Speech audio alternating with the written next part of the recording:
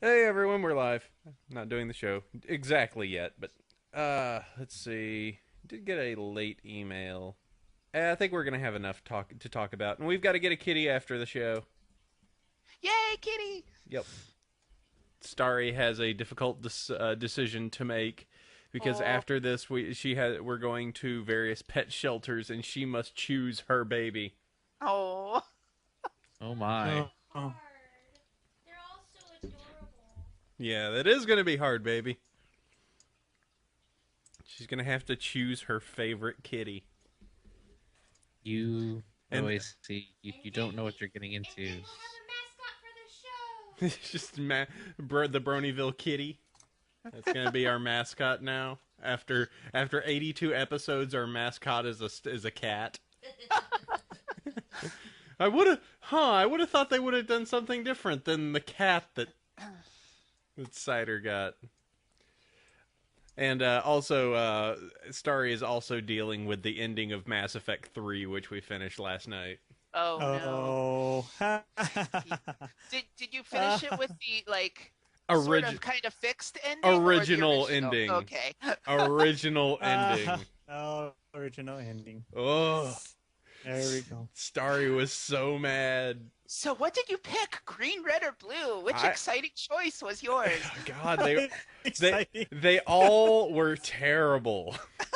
There is no right answer. And I know. because yeah, and I think we can say this without like spoiling anything if At there's this anybody point. out there. Well, that and the fact I can still stay vague enough. But I chose green because it seemed the most logical, but then they didn't explain like all the ramifications of what would happen. Guess what? The same thing happens with blue and red. You don't learn anything. Yes. Yeah, it's like Yes. You get a different tint to your cutscene. That's about the best. we Watched all the other Yeah. options, and all of them made me cry. Yeah, Starry then spent like an hour and a half looking through various videos and the conspiracy theories and indoctrination videos, and then watching all the videos of the actual like modified cutscenes, like the after scenes, and in the end, I just go, I don't care. Yeah, there's a reason that even EA has started to move away from the BioWare name. Eh. They took it, I- ate its guts, tossed the body down a river.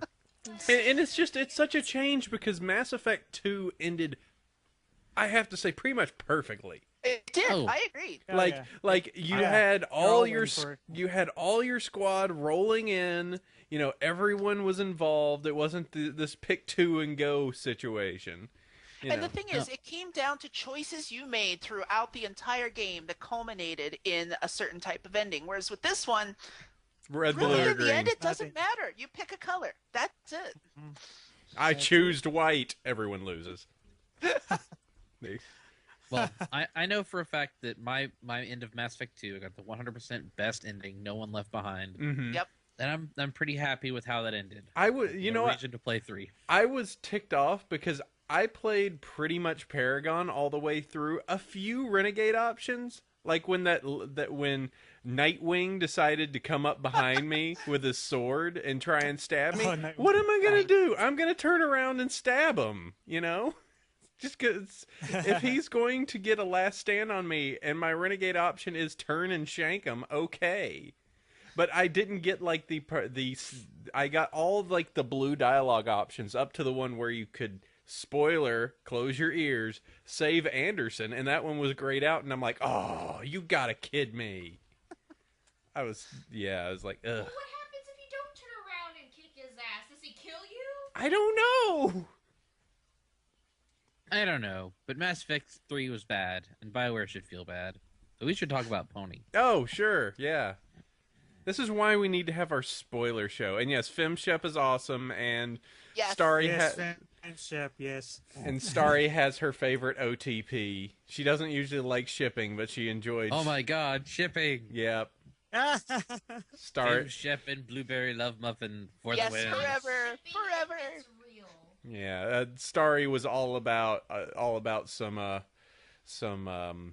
Garrus. Oh, Garrus is pretty good too. Garrus is a good option. I can't fault that. I love Garrus. She was crying through each time we did the extended ending. She was like, "Not gonna cry."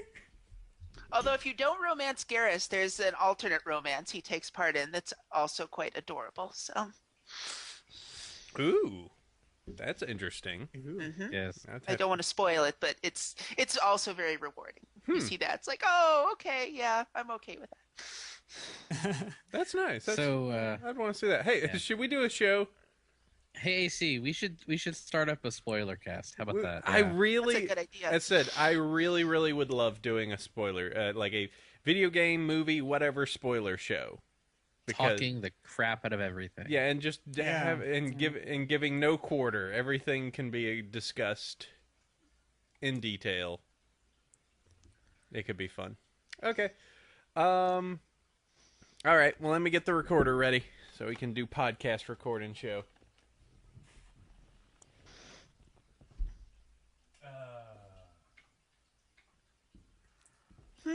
All right, mic live, or the recorder is live.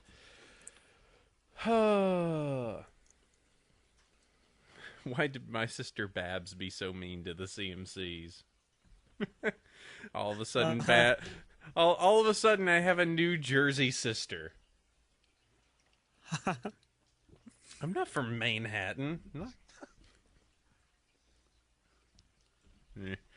All right, let me get comfy. I'm gonna move on. Let's do this. All right, let's do an episode. Let's do this. Oh, Things. and Pixel and John, let me just check through the list. I do not have one cool things or Oh yeah, I need to do that. or favorite character, favorite eps. Heading over now. Yeah. One What are you thing that talking you'll about? notice I excised AC was the fanfics. Yeah. We've got Fresh Pony right now, and I think fanfics can take a seat for just a little bit. We can catch up during the longer ponyless summer coming up. All right, let's do this. Hello, everyone, and welcome to Bronyville. This is Bronyville, episode number 82, recorded on November 24th, 2012. I am your host, Apple Cider. Hello! Nice to have all of you listening in on the Justin TV stream. Glad to have you if you're downloading this for your podcast audio device, however you pick this up. Hey, Chef, you're here. Yes, indeed. Hey, good to have you here, sir. No bullies pushing you around today?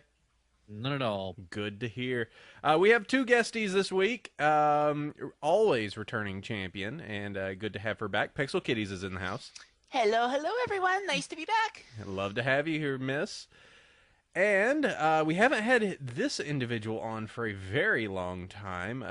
You may know him by different names. A shortened form would be JJ, but we have John Joseko in the house, too. Hello. How have you been, Greetings, John? It's everyone. been a while. We haven't seen you. We had you live for a little bit on a lost show for Everfree Northwest, I recall. Yeah. I've been busy. Well, that's fine. And you, of course, draw tons of the ponies for any of those out there that may not be as familiar with John. Of course, you pretty much know everyone and spend time with everyone, so everyone loves you. Look at you. I can feel the blush all the way over here. It's fine. It's good I just being. have a big grin, that's all. Thank you. It's nice being loved. That's fine, JJ. Good to have you on. Yeah, it's great to be here. Hey, great. So we got a lot to talk about. We have, as usual, news. We've got an episode discussion. We have an extended and probably maybe a hint controversial or, well, we just have a topic time that's a little bit more fandom sweep up or, a little bit of fandom discussion time. So if you want to get your reel on fandom discussion, this might be a little bit a little bit PG-13. But that will be later on in the show, and we're actually changing up the episode discussion and then topic time. So just a little heads up on that. Prepare your bodies, as Sketchy Behavior says. But first, before we get to any of that, we need to go ahead and push forward. I need from Pixel and JJ. We'll start with Pixel first, just so we check in with her. Favorite character and favorite episode. Very rarely changes. In fact, favorite character has never changed. I am quite the fan of a certain great and powerful unicorn who may or may not be returning shortly. And favorite episode is still Luna Eclipsed. I think that there might be some danger on Luna Eclipse being eclipsed next week. Yeah, talk to me next week and we'll see what happens with favorite episode. We'll see. And that's a little bit of teaser. All right, John, we have to find out from you, and I'll type it into the doc. Favorite character and favorite episode. Well, the favorite character has never changed since the beginning of joining this fandom. It's a Rainbow Dash, and I still think Sonic Rainbow is still my favorite. It keeps mixing between, it keeps switching between Sonic Rainbow and Party 1. Okay, so you're a very like first season. None of this season 2 or the new season 3 is wavered. You're standing one bit. Yeah. They're still good episodes. Still fine and dandy episodes. Yeah. All After right. all this time. Yep. All right, well, let's go ahead and move forward. Sponsors. We've got some awesome sponsors as usual. Who are they, Sandy? We have our sponsor, We Love Fine, who can still use our coupon code Bronyville10 to get 10% off your purchase. But if you're listening live, shouldn't our Black Friday ad still be working? I don't know. Could be. Somebody could go give it a shot and try and add an item and see if it checks out. If so, well, let me pull out. What was that code? Gotta find this out real quick. You should totally go and check out some of the fantastic designs that our very own lovely Pix Kitties here has up on the site. I do. Yep. Yes, you have quite a few. If let's see, valid all day on. So it looks like it did expire because it expired at 11:59 Pacific time. So the Pony Friday 25 looks like it has expired. But you can always use Bronyville 10 to get 10% off your purchase. She has at least a dozen designs. I do. I have my own Mighty Fine Artist page over there. Ooh. Do you get a commission for each one, or is it a straight I do. blanket? Oh, so there you go. Even buy it more. You helps me out every time you buy a shirt or a print. Yes.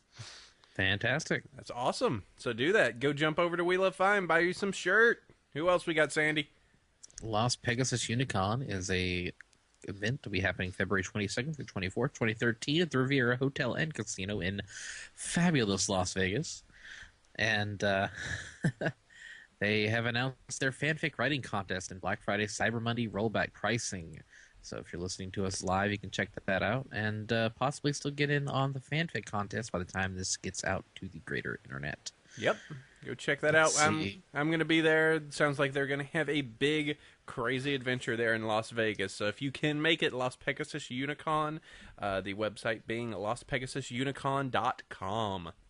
I right next to each other at Unicon. So All right. That's right. That's right. Awesome. To get to hang out a little bit there. That sounds good. All right, so let's go ahead and move on. I have to always check with Sandy. Sandy, was anything on fire this week? Yes. Oh, God, no! Why was it on fire? Because cable TV shows. Oh. But we'll get to that. Yes, we will be talking about, just as a teaser, because this does have to deal with the topic time, that we will be talking about. A brief synopsis. So there's this guy, Daniel Tosh. He says stuff on the comedy shows, and He takes stuff that's funny elsewhere and then regurgitates it to the internet. Yep, or to and cable shows. so he posted. Well, let's just say they were bad pictures of ponies doing inappropriate things. We will discuss it in more detail in topic Yes. time. But for now, we'll go into the news, because there actually was some cool news this week. Yep. Galacon has announced its first guest for 2013, French rarity. Julie Basquez, I'm guessing. I cannot into French, but she is the voice of rarity from My Little Pony. I'm not even going to try. The French dub of ponies. So that is a step in the right direction. pony VAs from Europe getting attention in Europe. Who would have thought? Cool. And having, you know, nice to see that all that is happening over on Galacon's side, and you know, it's And add to that the fact that like Europe is doing really good. Supposedly, I saw another news article, kind of European related, to the fact that for the last roundup, they actually kept Derpy's name in the episode on the Italian version. and the German version, apparently. Ooh! Gasp! They love the gray mare! All right, so that's some good stuff down. So Shooby-Doo is coming. Wait, sea ponies exist? Sea ponies exist, Oh. apparently. Oh no. I don't know how we'll deal with this. So, Yeah, start adding in sea licensing- ponies, you're gonna start adding in humans and fingers. oh, well, wait, it's already been fingers. Oh, no. I see. No! All right, so Little Brown Books is the latest licensing deal that Hasbro has put out. They are going to be doing some kids' books, kids' early reader chapter books for like middle schoolers. Meet the Ponies of Ponyville, little kid books, right? One of them including Under the Sparkling Sea, which is one of those maybe 20-page cardboard-backed books for young readers featuring sea ponies in G4. So, that's kind of interesting. There will be now official sea pony designs for the current iteration of the show, which doesn't really come as a surprise to really anybody. Now, the interesting thing is that 3 of these 4 books look like the usual vectors that we're used to. The Sea Ponies one looks like Smack G4 upside with the G2 broom. Yeah. The cover is not the most inspiring for those that like consistency with their art, but we will see. No, nothing. You are correct that they keep using that dang AJ vector with her standing like a goofball. And Verity with her head turned 180 degrees. So we'll see about that. The only thing that we as adult fans of the show would probably be interested in is they're doing a what is it called? It's like Elements of Harmony. My Little Pony Elements of Harmony, Friendship's Magic official guidebook, which has character bios, episode guide, map of Equestria, stuff like that. So think about a like guide to the Marvel Universe of ponies, or guide to something universe. That could be fun. That'll be interesting to see when it comes out, and that'll probably be in April 2013, I believe. So, let's speculate all the craziness that would be inside of there. Oh goodness, there will be officialness. They're gonna take all of our background ponies and give them official names, and it's still gonna be wrong. Everything's ruined forever. Remember how upset we were all, there was that outcry during the part where it was like we all had Lyra, and then Heartstrings came out and is like, no, it's Lyra, and then just became Then it's Lyra it Heartstrings. was like Lyra Heartstrings. God, shut up. Very vocal group. A very vocal group, that is for certain. All right, Sandy, what else we got? So, books, sure, but 'tis the season for DVDs, as Edel Germany, Shout Factory, and Madman Entertainment have been putting forth whole collections of Pony on DVD. Edel Kids over in Germany has their limited edition 4-episode DVD that includes the English soundtrack and a limited edition Pony figurine, which is currently available for pre-order out in the Euroland.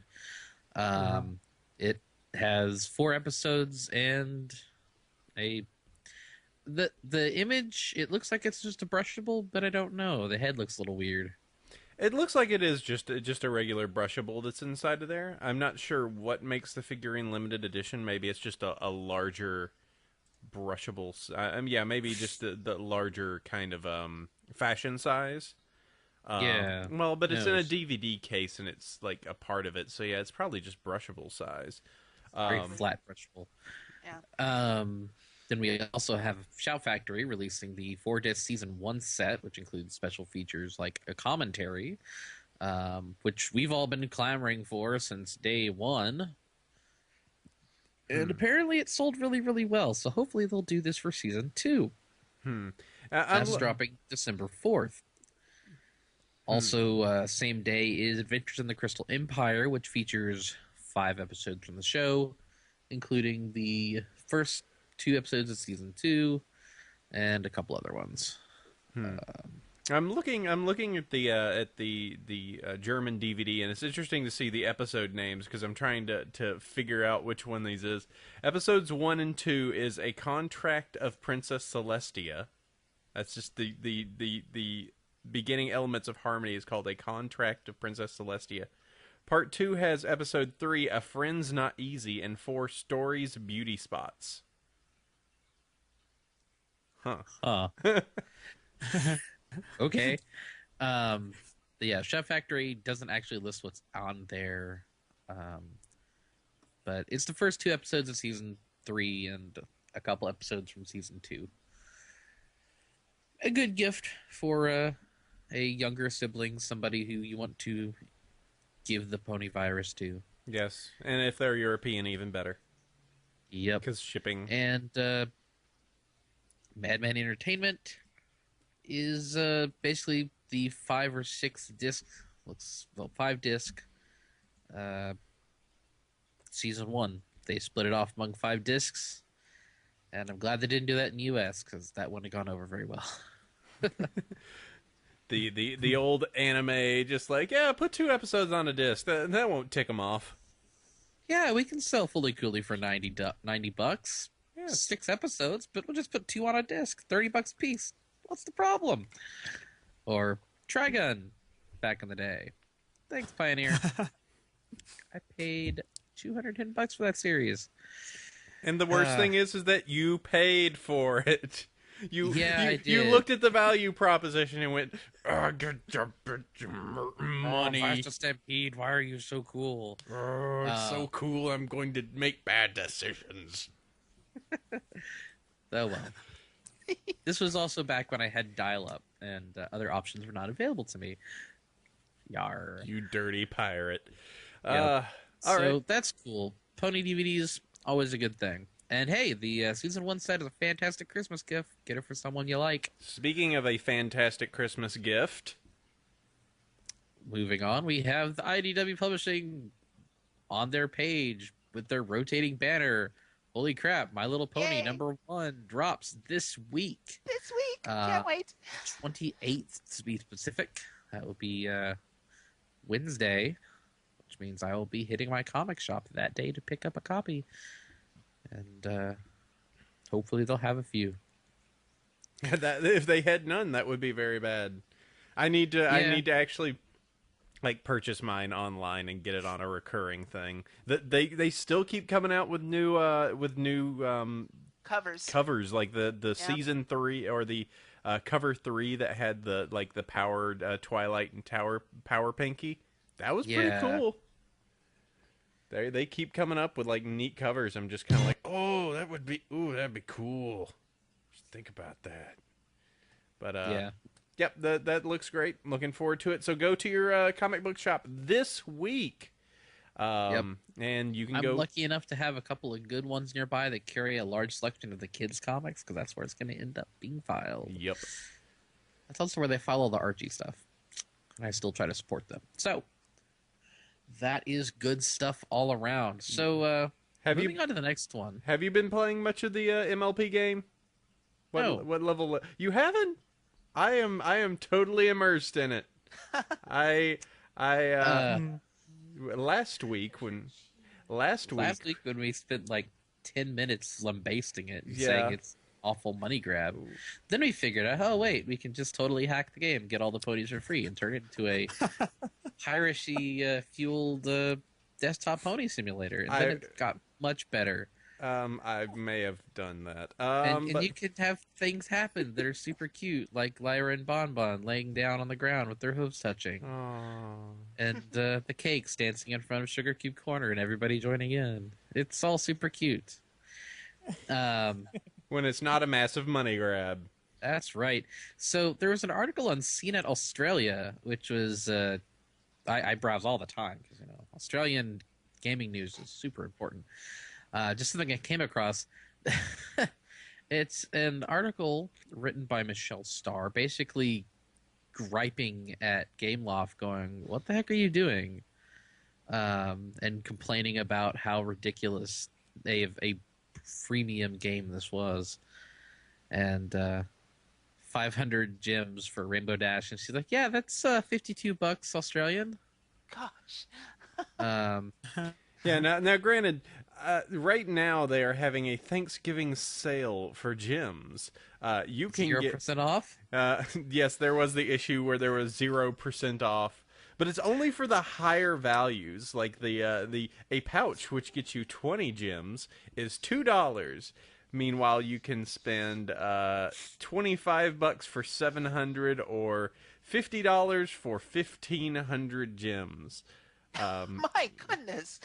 Wow. And I have to say that 15 after me, I will admit right now that I did, after just being annoyed after a while, I did the unlock, and the amount of gems that I have needed to do anything has been enormous. Just And the fact that it's so absolutely simple enormous. to spin them if you're not careful, because there's no "Are you sure?" It's like, "Oh, thanks for the gem." Oh, dang it, Spike. Just can't imagine. I mean, paying real life money for that. It just seems wrong. And I don't play social network games, so maybe I just don't get the appeal. But Well- no, I can't do it. Well, it's fun because like now I've got this awesome. Sweetie, could you turn on the webcam? Like we actually have some webcamery we can do today. And it's really fun because I've got this like, now that I've got stuff unlocked and it's really fun. I've got all these like the entire town. What? Whoa, me? Whoa. I know, beard, huh? Oh, they No, can't it see just me? did the tunnel effect. Oh, okay. I'm sorry. I don't know why it did a tunnel. What? Oh, sorry. Starry, Oh. you. The webcam showed her, and then Then she she pulled flipped- it down, she and she's flipped- not wearing pants. No, Yes, I am. she's just like, oh no, I'm only wearing a tank top. I look terrible. Let me destroy the internet. Why would I not be wearing pants? And it was okay. Here, let me. Okay, well, it didn't look like you were wearing much there. I'm not complaining, but we're a family-friendly show. Considering the last Hey, city. I had to restart it just to make sure. And yes, I am doing the Movember, and I'm making a beastly beard. Switch it to the other webcam. Ah. God damn it. No, now that you've broken it and made it this, I'm just gonna use this for a moment. No. Yes. So what are you gonna do? Take the laptop and then have people look at you and you flip out and close the Apparently, the lid stream again? is being iffy. Okay, there we go. There Yeah. we go. Yeah. Are we back? Hi. So yeah, I've been like, here's the benefit of the game is the fact that now that I've got it all maxed out, it's pretty cool. Like they're all just hanging around. The town looks awesome. I still have to clean up some stuff. I still have to like get everything, but now it's turned into like a town building game where it's like zoning everything of going like, all right, the library would be here, and like putting, all right, I put Zakora way out here because that makes sense. And it I needs to have some Sim City kind of stuff where you can have like an Ursa attack or some natural disasters. have That would be Bowser awesome. roll in, yeah. That would be awesome. I've got all of Sweet Apple Acres here near the have that. Oh, I got a creepy tree. I got to get rid of the creepy tree. Oh, you need to put some roads down. Creepy trees. And then I have this entire area over here dedicated all to Canterlot. See, this is when it's like, this is the fun part for me, is it's like, yay, now I can do town building. And now Starry is going to try and put in the other webcam so that she can look at kitties. There we go. Hey, this even looks better. Well, you know. Hey, look at that. Hey, look at that. Yeah. ACception. So there you go. There's that. I think it's been all right, but yeah, the need for gems is just kind of crazy. And like right now, I'm stuck on something where I have to, like, I've unlocked everyone. I've got Rainbow Dash, but now I have to collect 60 loyalty shards just in addition to stuff. That will take forever. Yeah, Unless I'm only certain buildings gives loyalty shards, and people unless have picked this game down to the minimum, down to its bones, and and have like worked out percentages of like, if you do this, you'll get this % chance, and maybe that. And I've been like the stuff that I can collect is just. Do you have crazy. Luna yet, AC? No, I do not have Luna yet. I still have one more. I still have to activate the magic stone, and then once I have that, I will win game, and be the best at pony.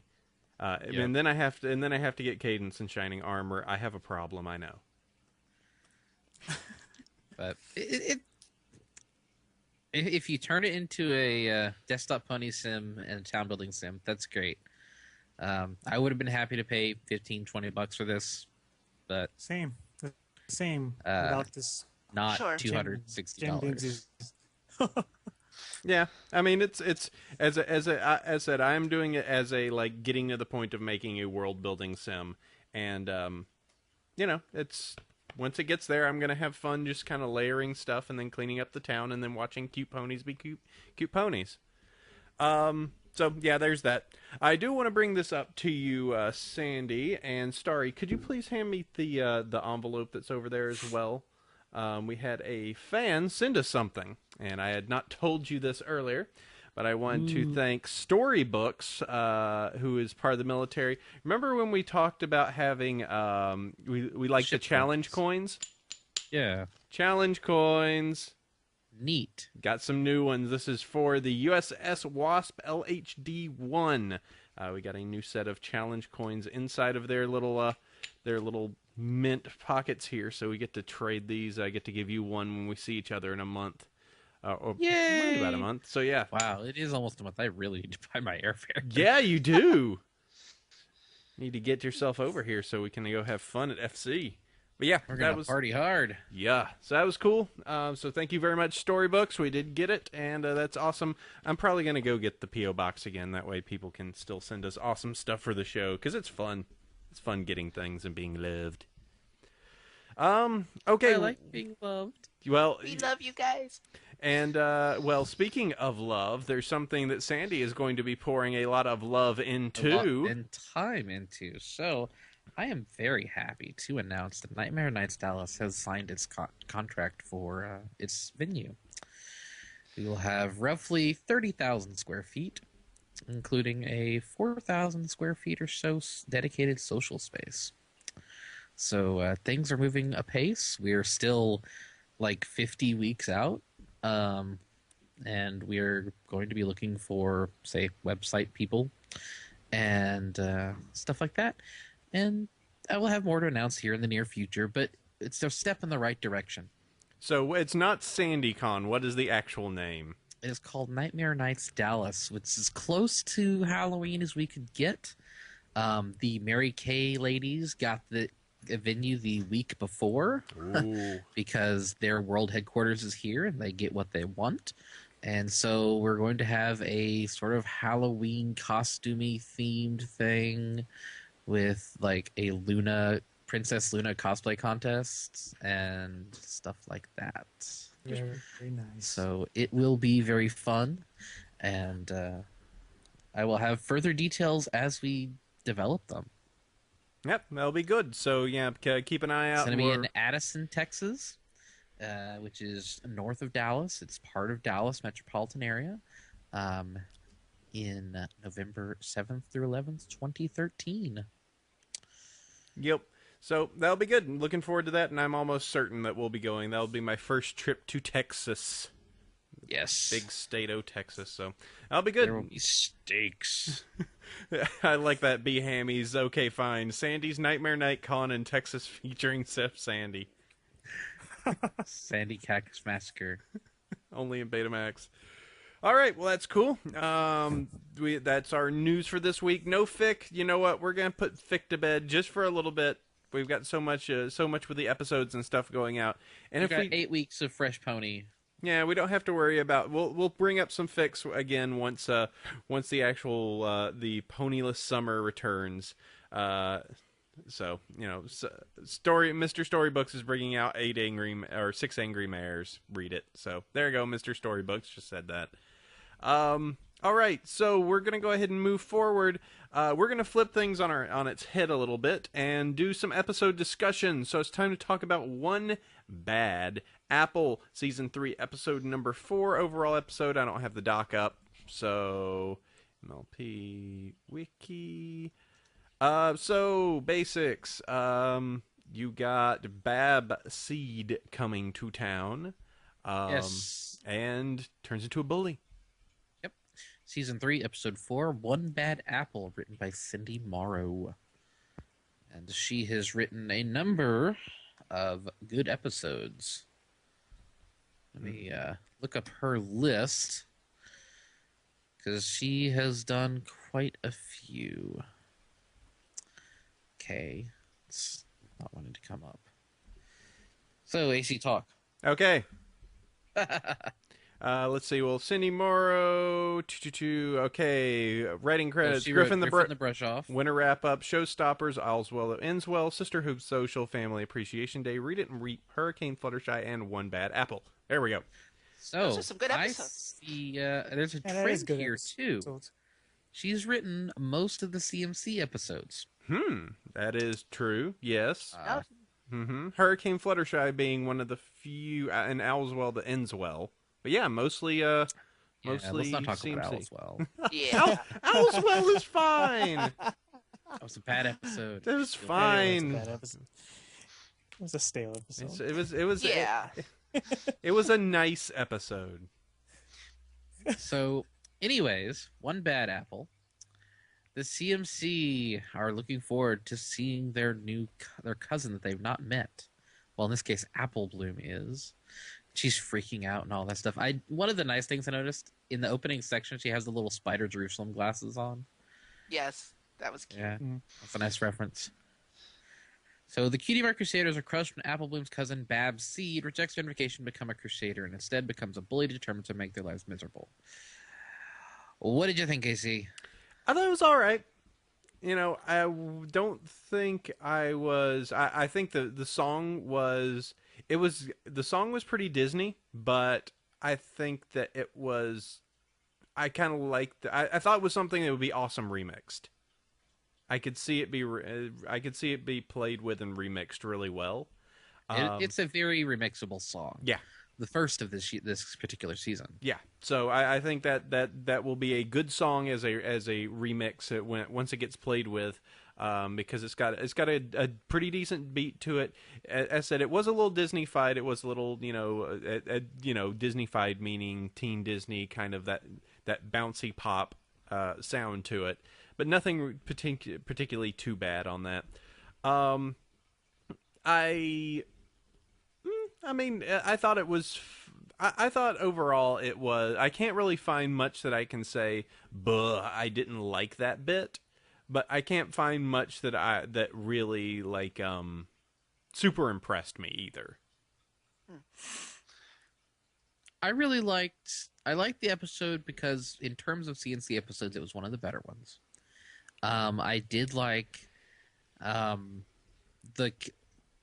as we've said before, in season 3 they've added some more animation, little things that they do for the show, like Babs using her tail to hide her blank flank, which I thought was a cute little effect, where she's like, she's so self-conscious about it, where the CMC are just like, yeah, we're blank flanks, whatever.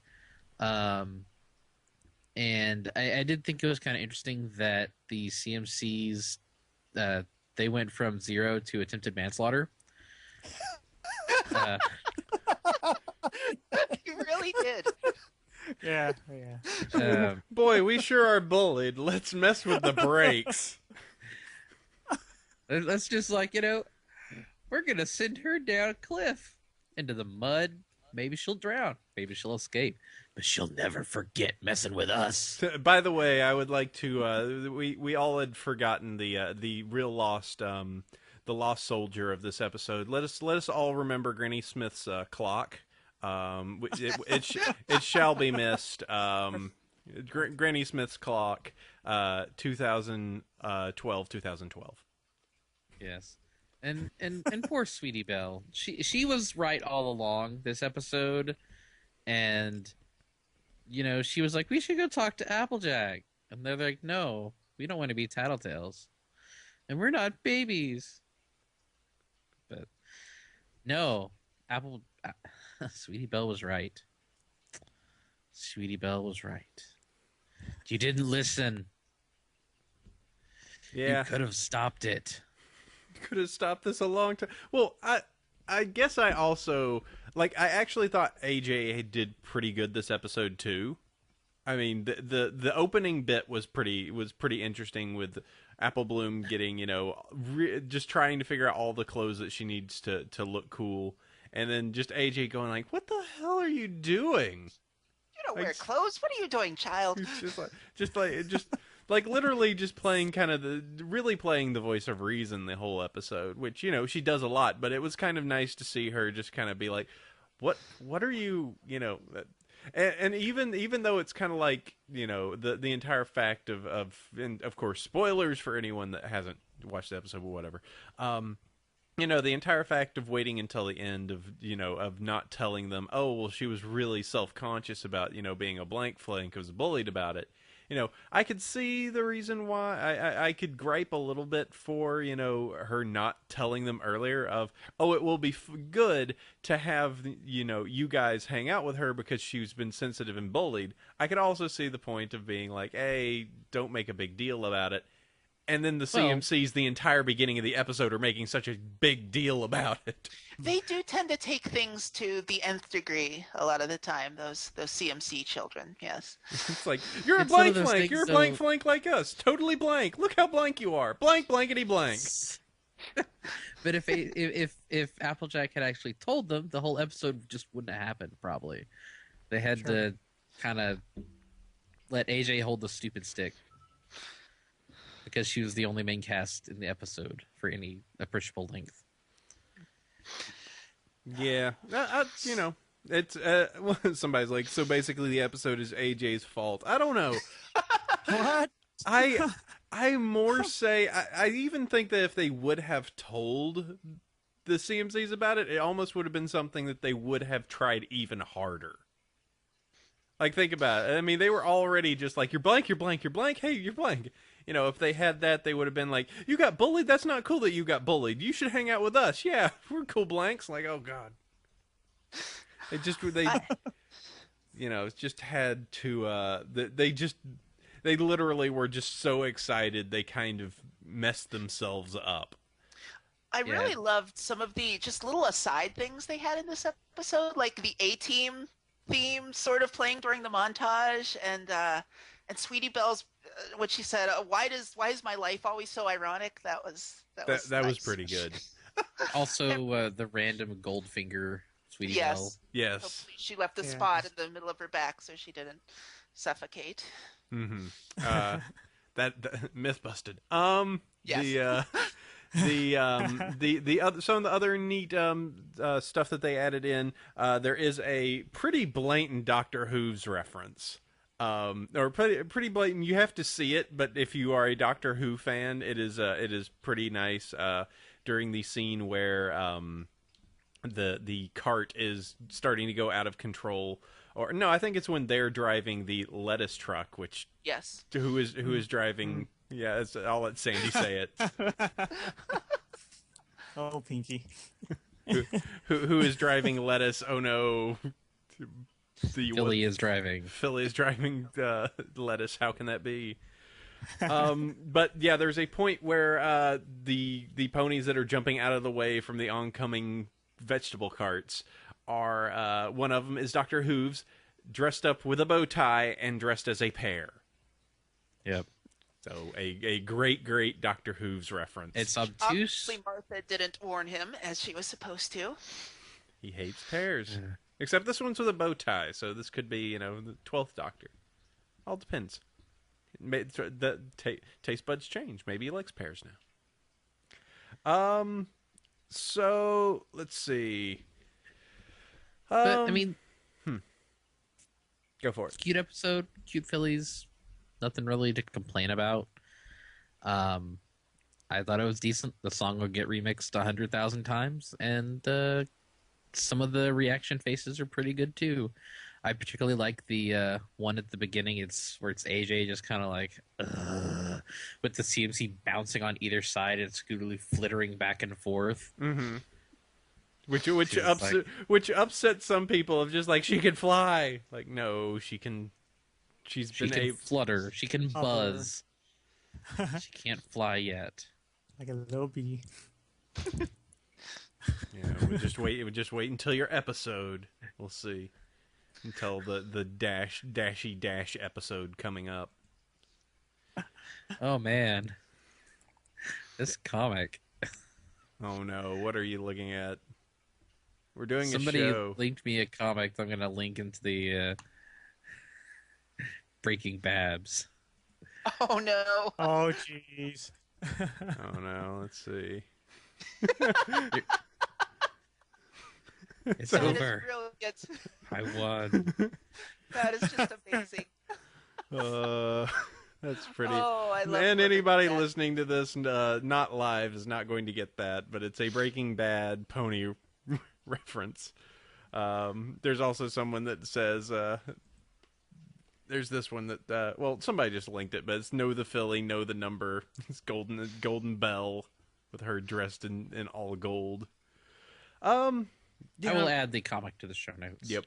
Yeah, I'm trying to just recall all the little bits and pieces and see if there's anything else that can really be picked at. Yeah, I mean, I think that I was very interested in this episode just because of some of the fandom drama that was out there related to bullying and how much of it might have been relatable to that. And there's a fair bit that, you know, I don't think it had anything to do with stuff inside fandom drama to some extent with bullying that has been going around. But there's definitely the points of, you know, I think there's enough point to say there is some measure to, hey, it's bad when you're bullied, it sucks, but make sure you don't cross the line and become one yourself. Yeah. Yeah. Don't go from 0 to attempted murder. It's not a good way to go. Exactly. All right. I think that's all we actually have to say, unless anybody else in the chat has anything to say about the episode. I mean, as I said, it's a fine CMC episode. It was, oh, by the way, Sweetie Belle with her excited magic puff was pretty funny. Yes, that was cute. That was She cute. could just burst. Yep. Sparkler. And this episode was very adorable.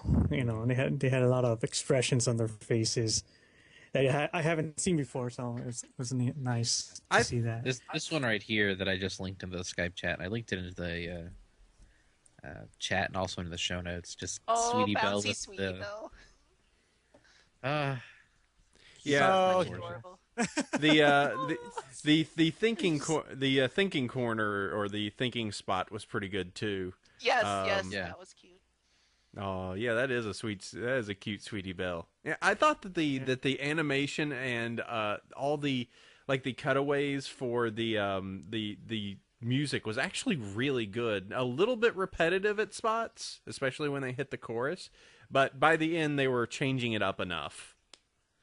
But that was a very visually entertaining song. So I like that the parade theme was actually Pinkie Pie's "Scare Away the Parasprites" music again. yeah, you're using I just that. always like that that theme coming back. I like that. It's a good theme. It's great. Yeah, that is a good just general festival music. It's just like, all right, just do that. Okay. Well, if there is anything else, we have links to the images in the show notes. You can find the show notes over at BronyvillePodcast.com. You can just go ahead and click on those and check it out. We have the Breaking Babs and also the cute Sweetie Belle. We should probably put the hyper bouncing fillies in there too from a little earlier as a link. But yes, that was good. And next episode, let me see that. That's the one that one of you is particularly excited about. Squeeze! Yes! Oh my gosh! I'm Something already about bouncing off the walls. I can't wait for her tweets. Her tweets are going to be funny and Yeah. My amazing. tweets will make no sense. I'll just be hitting the keyboards so hard. I'm going to try to decipher it, you know? Yeah. Well, okay, here you go. And oh man, just reading the summary, I will read simply the summary on this Oh dear. to tease and amaze you. This could be a very crazy episode. So next episode, season 3, episode 5, overall episode number 57, air date scheduled for December 1st, 2012. When Trixie returns to Ponyville, she defeats Twilight and banishes her from town. That is nuts. Oh, She's it's going to be so Oh, great. dude, she's trying to contain her excitement. I really am. It's stupid. gotta- I know. It's like I'm so excited about this little girl's cartoon episode next week. It's great. Gotta wait a whole week. Will this redeem her character? Will this make everything Oh, I don't terrible think so. forever? Who knows? This will turn the fandom upside down. That's what's gonna happen. I think many Twixie fanfics shall be broken. Oh, no. by this episode. Oh. That is Well, That is my you're saying broken or just broken or shattered at least into maybe pieces? revised. Yes. Yeah. Cannons in full force. Yes. Those of you that wanted to, of course, having to plug your ears for that. So yes, we will figure it out. We will. That will be next week. So we will have a very. I'm sure this will be a very big episode. We might have to have Pixel on next week again if If you're you need available. me on, I am happy to be there. This Because is gonna be having one of the Trixie mega fans seems like a good point to have it. All right, so let's go ahead and move on to our topic time as we had moved it along. Let me get some stuff queued up. So let me just state this one more time for those of you. We do know that there are some listeners that do have children. We will not be saying anything particularly explicit, though. I'm probably going to play the audio file. It's 23 seconds long. Some of the stuff that we are going to detail does involve things that are mature enough that that you might want to bring it up, or not have it brought up to a younger audience if you want to keep that away. So just a little heads up on that. So, Sandy, while I cue this up, give a little background of exactly what happened. Okay, so there's this guy named Tosh.0. He does a show called that he basically regurgitates cool stuff off the internet and puts it on his show on cable. It's on basic cable, and is actually one of the most watched shows on Comedy Central, more than, say, The Daily Show or Stephen Colbert, actually, which kind of surprised me. And he was doing a segment on his quote-unquote favorite subreddits, where he went to one, just really forgettable subreddits that are subreddits for a reason. They're real niche things, and he decided to bring up Reddit's R Clop Clop, which is a Rule 34 board, which is a separate space from anything mainly pony. So it is a group of people that have already separated themselves out from the general pop that everybody basically said that in this case is like, oh, this is what the bronies are about. This is what they're totally going to do. And what really surprised me, and what I'm sure surprised the FCC and maybe the couple of them family organizations that aren't very nice, that he showed uncensored cartoon Rule 34. Mayor bits on national cable, and really kind of put a rock in the pit of my stomach. Just kind of not so much, oh God, we're destroyed, just more of a geez, not this crap again. So the reason that I thought it was good to bring this up was two reasons. One, we have never directly addressed it on this show. We never actually talked about it because as I said, we mostly do a show that we consider to be safe for all ages. But there's two reasons that we wanted to bring this up. One is how to react when stuff happens, because guess what? We're a big enough subgroup that it's going to happen. And it's important for the community to know how to act. The benefit is I think that the community acted pretty much as well as they could have, because people still don't know. You know, it wasn't something that was screamed through the heavens, and there weren't people asking for Daniel Tosh's head. Yeah. You know, and go ahead. I was gonna say, and one more reason why we don't bring this up is that we try to be an outward-facing show. We want to be an example of the community to the outside world. We are very popular on iTunes. We're up there in the top 30 very frequently, and so anybody that looks on the TV and film podcast can say, "Hey, what's this Bronyville? What's this? I've heard of them." We are a lot of people's first contact with what this can be, and so we want to put forth the best of our community. Mm-hmm. So that was kind of the first thing, is just like it was one of those things of like, do you talk about it, but when the best way that you deal with something like this is ignoring it. But it was a big enough thing that we deemed that it was important enough to at least explain that it had happened and state that the best course of action is to pretend that nothing happened. Day goes on, somebody that, you know, is pretty much a shock comedian that uses YouTube videos, you know, for his own publicity, had said something. This happens in any group. I swear, go back, you can find people making fun of Harry Potter fan fiction.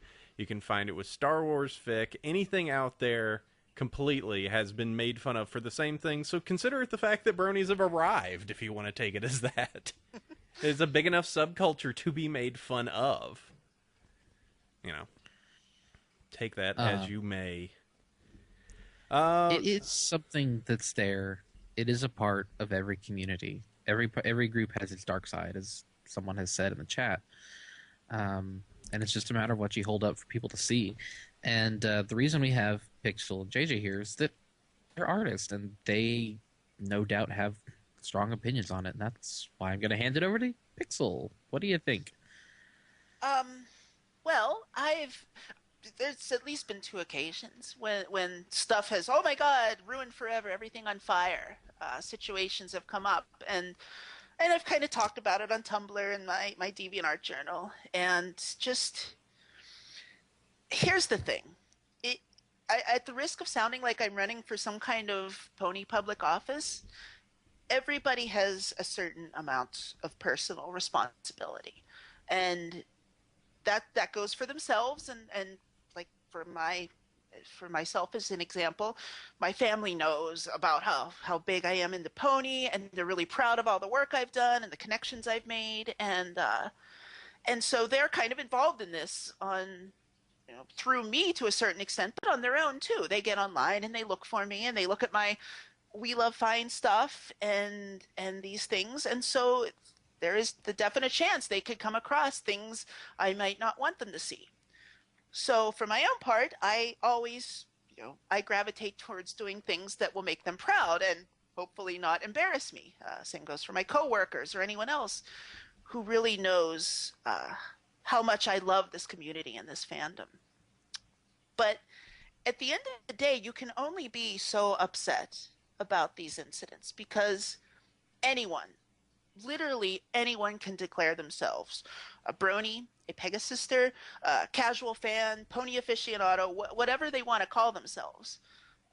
They can go on the internet or get in front of a camera or talk to Howard Stern and act in a way that reflects poorly on both themselves and the rest of us.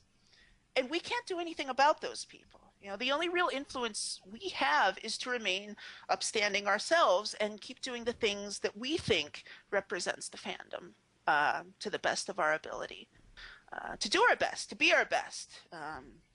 We really don't need to worry too much about loving and tolerating and all this silly cliche stuff because the show tells us to do it. In general, we have a responsibility just to be good people and good stewards of any community we're part of, not just My Little Pony, but our homes, our families, our schools, cities, towns, whatever.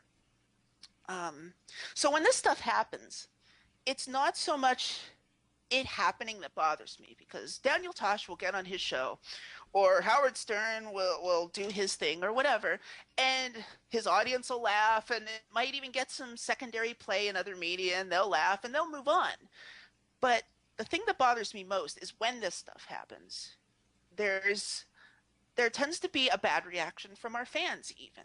I will never understand the propensity for pony fans and fans of the show about moral lessons and technicolor ponies and feeling good and feeling like a kid again, to just freak out in the worst ways possible, to start posting death threats on people's YouTubes, to going to Daniel Tosh's Facebook and saying terrible things and insulting things and insulting his fans and insulting each other. It becomes this just dense neutron star of people misbehaving.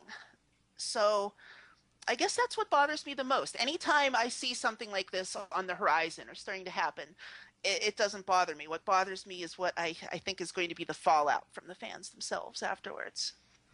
Though I do have to say, at least, I've kept my head down, at least in the Twitter sphere, when all this happened. But it seemed like, opposed to other, like, explosions that have happened in the past, you can't, get any further than the Derpocalypse, but that was, something itself. Right. I'm trying to recall, like, the last time, with like, Fox News or Springer, each time that's kind of happened, that there's actually been something, it's either been quieted or the community, at least for the most part, didn't seem like, it was fringe aspects, a few people Sure. that were doing that, Sure, and I'm not saying that's everyone, but I would hope that even these people, even these fringe members of the community who I guess had too much sugar that day or whatever, would just think a little bit when they go to do these things and consider how it's going to make the rest of us look and whether they're compounding an already bad situation. Mm-hmm. JJ, do you have any thoughts? No, I have to agree with her. It's really about how you react to what they're doing. You gotta be mature about it. Think about what the consequences is when don't start shouting at these other guys without thinking. And pretty much, if you just okay, they did their business. I'm kind of upset, but don't go overboard. And after that, yes, from what I read, some people forgot about that Howard Stern thing. People forgot about it. It will go away. So yeah, if you keep making a stink about it, they keep realizing that they can draw people's attention because of the stink, and draws True. it in. Unfortunately, it's kind of like the more it does kind of follow along with today's ep. Just know how to deal with the bully. These are just professional bullies if you want to really look at it that way. So yeah. If we don't have anything, if we don't have anything else that we want to hit on this particular point, there is my second point. So let me just check on the general dealing with the how to deal with if there is something public. Is there anything else anybody wanted to say, or shall I move on? 3, 2, 1. Okay. All right, so let's move to the second little point that I wanted to make about this, and this was actually from a internal conversation, and should I say who? I'm trying to think. No. Okay, so I myself, like Equestria Daily and a bunch of other sites and stuff, kind of come together to be what you could say is some form of leadership for the community. And it's not anything of like get in your chair, hit the gavel.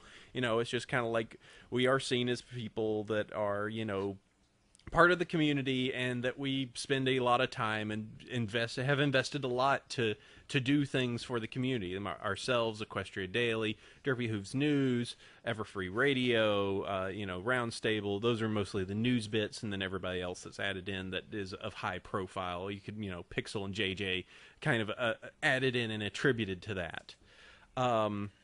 And there was grumblings from particular groups, and one particular group in general who kind of made it public in a statement where their pretty much words were, tell you what, I'll read the words. Read it verbatim. I'll read it verbatim because it was kind of the tone in the words. I'm just going to, so here is the quote from Unsaid Individual. I'm going to throw this out there that the Tosh O video is 100% exactly why R34 is just wrong in this community. No, you can't stop it, but passively accepting it leads to this kind of thing leaking out. God damn it. I agree that R34 it does not deserve to be the one stay everything. It is all there is in a fandom, because I've seen that pretty much delegitimize fandoms. Hello, Sonic.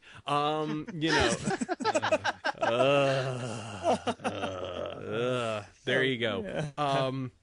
But the opposite, the words that are inside of here in that particular quote from somebody that is well respected into this community is akin to burn the heretics, make them, pretty much, if you do anything like this, drive them out of town, and the thing is that, this is kind of the terrible thing you have to admit, is that one, if you drive the heretics out of town, you're going to be policing the internet for these things, and then who is the police force, and what is right, who is going to be the moral guidelines, who's going to be establishing these things, what then becomes a thought crime, and the entire thing of I firmly believe 100% that. One, Rule 34 is Rule 34. The exact reading of it is, unfortunately, there is porn of it, no exceptions. And Rule 35, if there isn't, there will be. It's going to happen. Someone is going to do it, and it's been done. And even if you tried to purge and clean the system now, it's still going to be there, and it's still going to show up. So the other option is, if you do enforce some sort of cleansing, burn the heretics, rah, rah, rah, you've immediately set guidelines for writers, artists, any creator out there of, this is what is accepted, and we will come after you if you don't. And I believe 100% in let creative people be creative. There's no way you will run so many people out of towns with a cleanse by fire campaign that you will not believe. There's my soapbox. I don't know if any of you wants to even touch that one. So I'm gonna drop a little bit of history, you guys, because those who forget their fandom history are doomed to repeat it. Back in the day, there was a group called the Burned Furs. And they were a rather notorious group. They were very much against the porn within the furry community. Now, if you're aware of the furry community, that's pretty common and pretty prevalent, and a good chunk of the creative output for what that community does. But these people at the time basically went around waging war against these artists and getting, harassing them, calling them death threats, trying to cleanse the furry community of all adult material. And, they were not very well liked, to say the least, because they would attack pretty much anybody. And this is something that happened back in 1998. And then lasted till around 2006 or 2001. And then apparently there's another group that resurrected the name. And it's basically, it boils down to a bunch of really angry people trying to purge a community of what they deem as wrong, spending a lot of time and effort and energy into getting things removed from the internet, or trying to, or sending nasty letters to people, getting people's Tumblrs deleted, and it didn't work then, and it's not going to work now, doing anything of that sort. And it goes back to earlier. It's a matter of what you hold up as exemplary of your community, and taking the cleanse, purge, kill, swag tack is not going to be something that helps us out. Mm-hmm. And I think that there is, and I think that it happens a lot, that furry is for one reason or another, either correctly or incorrectly, used as kind of a parody to this fandom.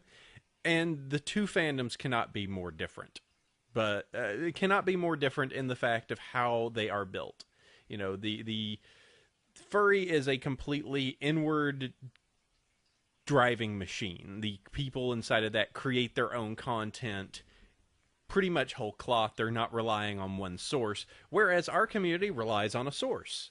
And that is I don't want to say the gospel, but it's, you know, it's what we base all of our stuff on. As long as that doesn't, you know, either one, decrease in quality to the point of Sonic, or, you know, as long as it doesn't, you know, kind of, you know, as long as it remains constant, that is the baseline, and everything returns to the baseline on that. Whereas in their community, it wavers, and, you know, it is whatever they wish it to be.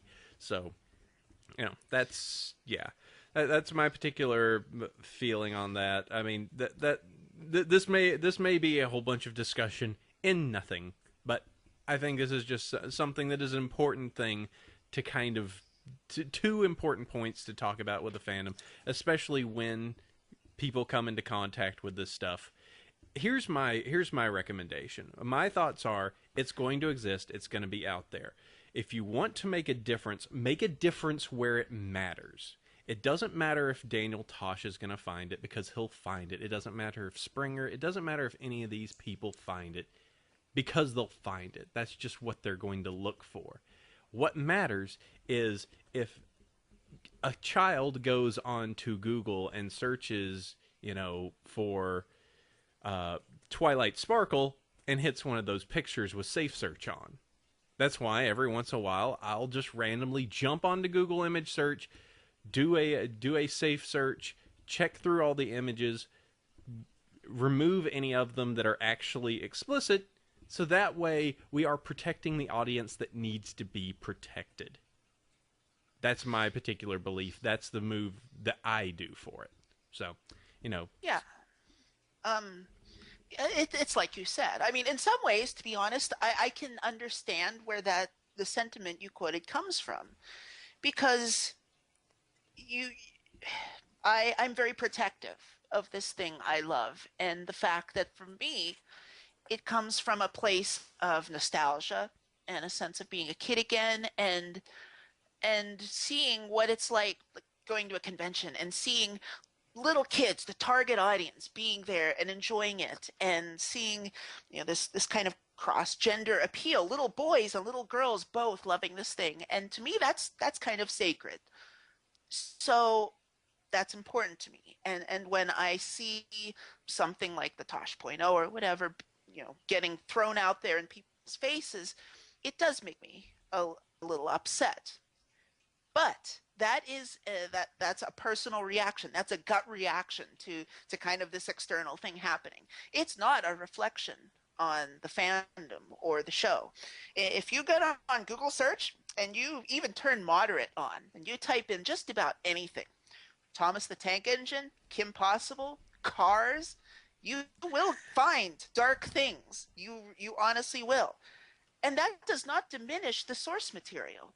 You know, my memories of coming home from school and watching Kim Possible are no less wonderful because, you know, 3 artists somewhere out there decided to take it to a dark place, or 3,000 artists decided to take it to a dark place, depending. So for my tactic is like you said, I do my own thing the way I think it should be done. I combat my distaste for certain things by doing things that I think are better representative, and try and get that out there, and try and make kids happy, and make adults happy, and make everyone happy the way I like it, with a sense of nostalgia and childish joy. I do my level best to ignore the bad behavior, because coming as somebody who's always like really loved politics and taking part in debate and political discussion, I can tell you that you can argue till you're blue in the face, and you can type till you're blue in the fingertips. And at the end of the day, people will continue to do their own thing, and they will continue to think their own way, and you will have made almost no difference, because opinions and feelings like this are so ingrained and so important that you can't really change it just with a conversation. You can't change it by getting angry and seething about it. The notion of debate is a lot of times lost on individual opinion, because as much as we may want to have the last word and to call out the things that we think are wrong and to fight to our last breath, the truth is that you don't win a difference of ideals with raised voices and caps lock and rage. You win people over by living an example and showing them the right way and by doing the right thing. And the best and only way, really, to change someone's mind is not really by fighting for your opinion, but just by representing and living your values. So, yeah, I just think it's not so much the fact of the original quote that kind of brought up this idea. It's not tacit approval. It's the wish to not make it a deal where stuff gets approved or not. It will exist. It is creativity. It will go how it does. The amount of problem that would come out of trying to eliminate that would simply make more fuel for more fires. Sure, it brings more attention to it. I have to say something. You can't really tell people what to do. I talked to some artists, and they have done things too that I didn't like, and I was going to say something to them. Then I thought to myself, wait a minute, I could be the same people that those other people are trying to, quiet them. And so it's like, so it's a thing, just let them do their thing. If they put in the sensors, like the warnings and the stuff in place, you won't find them. You have to really search for it. So it's pretty much up to you. It's your responsibility in what you're looking at. Yeah. So. And that's, we can count on places like Equestria Daily and Derpy Who's News to not post adult stuff. And there are places that are safe that will not get, except for when someone is asleep at their keyboard, anything inappropriate posted. And so, the community has done a very good job of keeping itself and its major centers clean and safe for anybody to go to. Mm-hmm. It's when you start poking out in the proverbial everfree forest that you may find things you don't like.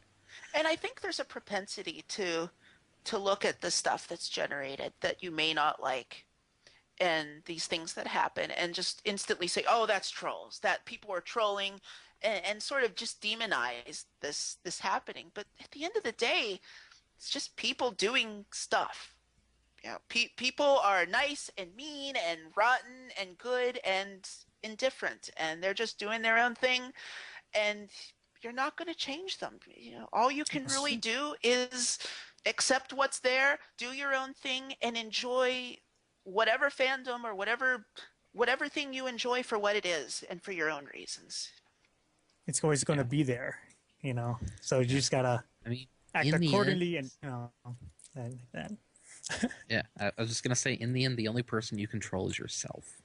There you go. That's good. That's it. Yeah. I like that. That's that's a good ending point. And I won't add that I also did image search Kim Possible. Oh geez. I'm so sorry. You shouldn't have done that. I shouldn't even put it in your head. Oh geez. So yes, I think that is just a good discussion for us to have. Yes, it is serious business podcast. But every once in a while there is something that comes up that I think Sandy and I believe is something that deserves at least a little bit discussion, even if it's not giggly happy, pastel ponies. It deserves. People think soapboxing and waving fingers. We don't have fingers. We have hooves. Or do we? Oh no! What I can do with my hoof? No. Stop hanging around Piggy so much. But yeah, it's of the fandoms that I have been part of, I'm happy to say that I think the Bronies, for the most part, have been. Oh God, how do I want to say this? More in control, maybe. What would you say, Sandy? More consistent, I guess. More consistent. Not nearly as roller coastery as occasionally some other fandoms can be. Yeah, I mean, I would agree with that absolutely. Yeah, I agree too. Once again, you see kids at these ostensibly adult pony conventions having a great time. We don't need to police ourselves. I think we do a good job of just doing well on our own. Yep. That doesn't hurt to have guidelines. Mm-hmm. Sure. Yeah, So, I mean, and there's I think that's a good place. Yeah, it's and people's there are different parts of the communities. Sketchy is talking about the musician community. I've heard crazy things about that community as of late. It's all just it's all just what you can make of it. I think Sandy and I will both agree that, at least considering the fact that if you want to call us part of the management side of Pony, we have probably spent more time and anguish on ponies just itself than we have in any of the other fandoms we've ever dealt with before. Yeah, I would think so. But it's just because there's so many different moving parts. I mean, I've never seen a community before that had so much active art and active music and active animation and active conventions popping up everywhere Every day. Yeah. Oh my goodness, just so Pony much talent is going around. Fandom at 15 times speed. Lots of quality, I tell you, in this fandom. Yeah, I mean, so much quality. That's kind of the thing. Fandom at 15 speed is kind of the basis of we have built ourselves from being a really niche community to a friggin' enormous community that has some sway in the actual production of the show. So it's kind of ridiculous. So All right. yeah. So I think that's all that we've got on that particular topic. So thank you for soapboxing. Email time. You can email across us at bronyville@gmail.com. I'm going to check the email box. Okay, we're just going to go with the ones we got. I've got a huge one, and then we've got some other little emails to parse through. I shall start. Hi, Bronyville plus guests. I had to email, and I wonder, this might be a repeat, but actually, Sandy, see if this one's a repeat, because it was one from 2 weeks ago. If you could scan it with your eyeballs, it might. Let's see. Because I think we might have dissected this one a little bit. It's about Sombra. Yeah, about Sombra being a decent villain. No one will respect. This is a good discussion to have during the show right now. We are super professional. Tell you what, you read this one. I'll go back over the show notes and make sure that one wasn't read before. Let's see. I'll read the next one. Yeah, yeah. You'll check it out. All right. So this email, Dear Apple Cider, Chef Sandy, and guests. Another controversial topic. Gasp. The question I have for you is about something not exclusive to Friendship It's Magic, but nevertheless something I just don't understand. Shipping. I can't say I've ever been a fan of romantic stories, but romance alone doesn't automatically turn me away from a good tale. However, nothing ruins a good fanfic faster for me than shipping does. I've read several fanfics that seems like good ideas for stories, only for partway through to find out Twilight and Rainbow Dash got married along the way or something. Yeah. It's hard enough dealing with fanon or ponies acting out of character, forcing romance into stories where it just doesn't belong, just ruin things. Part of it is the I don't get shipping. For one thing, the show barely has romance. I can kind of understand shipping if a series completely resolves around romance. How I Met Your Mother, for example. That would be some weird fanfic. I bet it's out there, though. That is. But in MLP, it's so far from your standard plot that it just feels forced. Heck, Hearts and Hooves Day kind of showed how creepy and out of character the cast would be for such a romance to even happen. I'd like to say I'm okay with shipping as long as it stays far away from me, but when it shows up in fan works that I'd otherwise be interested in, I just feel disturbed. I'm really interested in writing and contributing to the fandom, but shipping makes me feel really out of place. Could you try to explain the phenomenon to me? You're asking people to not write what you don't like. Yeah. Essentially. And guys, get your pun shields up, but How I Met Your Merther. Terrible. Basically, shipping boils down to taking the personalities of the two characters you like and trying to see how they would work in a relationship dynamic. It doesn't have to have a basis in the show or any reality, and it can be even the crackiest of ships, and people can make a story that seems like it might work. A lot of the stories are written by lonely people who like stories that have romance and characters that they can already relate to. It's also very easy to start with characters that have established personalities to write a story with them expanding on those personalities instead of characters starting from scratch. That's very good. Yeah. And I think that's about it. I enjoy the stories.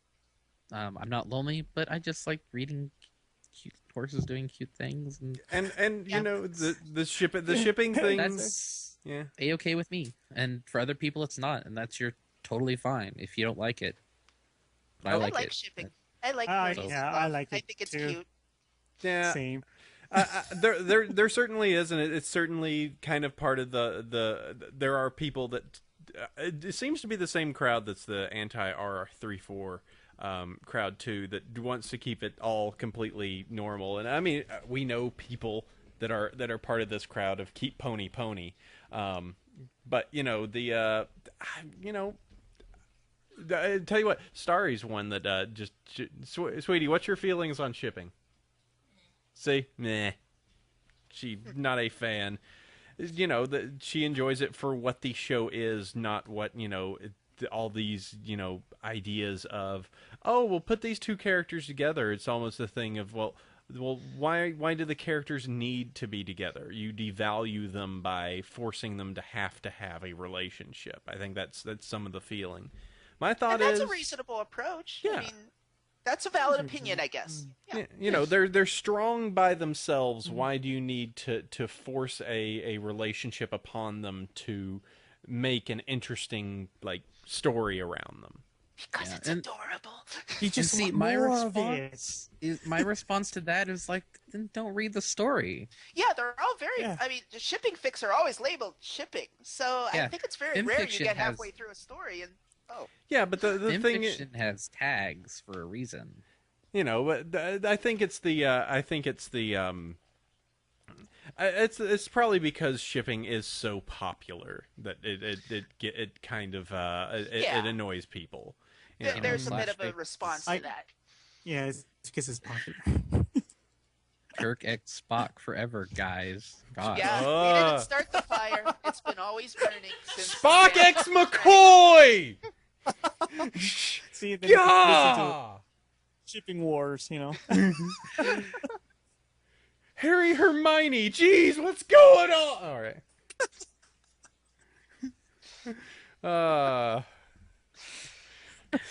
Ship battles. Need someone to ship? What about Zoidberg? Even Zoidberg doesn't ship Zoidberg. Anybody need the date? I'm available. Zoidberg X Lemon Grab. There you go. I'm making a little pincher shapes with my hands because I have to when doing Zoidberg. So, So my email was not read. So I shall. okay, so we can read it. Yes, I will read this. Hi, Bronyville plus guests. I had to email this because I believe the fandom is really not looking at King Sombra in the right way. Out of all the villains so far, he has the most detail so far. It is also the most complex as well. But I'm jumping it a bit. I will start from the beginning. Let's look at the other villains in order. Oh boy, here we go. We're going history lesson. Nightmare Moon. She spent most of her form in season 1 opener as a cloud of smoke / mist, and had a few lines, not much, and also turned into Luna, season 1 form, also known as Mary Sue Luna. Backstory wise, she didn't like how no ponies stayed up late at night at her night. And the best, but not the worst, backstory of villains. Discord spent most of the episodes more or less queuing it up and being chaos incarnate. To be fair, he didn't get all 6 elements of harmony to go for what he stood for. Let's see, I'll move along. Queen Chrysalis, she invaded another country for her species, got Princess Celestia's shining armor spite, and 5 of the elements of harmony and Twilight's best friends to go against her, but then beat Princess Celestia in a fight and was not only defeated due to thinking she won and not knowing. Backstory, she had defeated her, that's headcanon. Best one so far since before her is why will no one give me respect and I'm the Lord of Chaos, deal with it.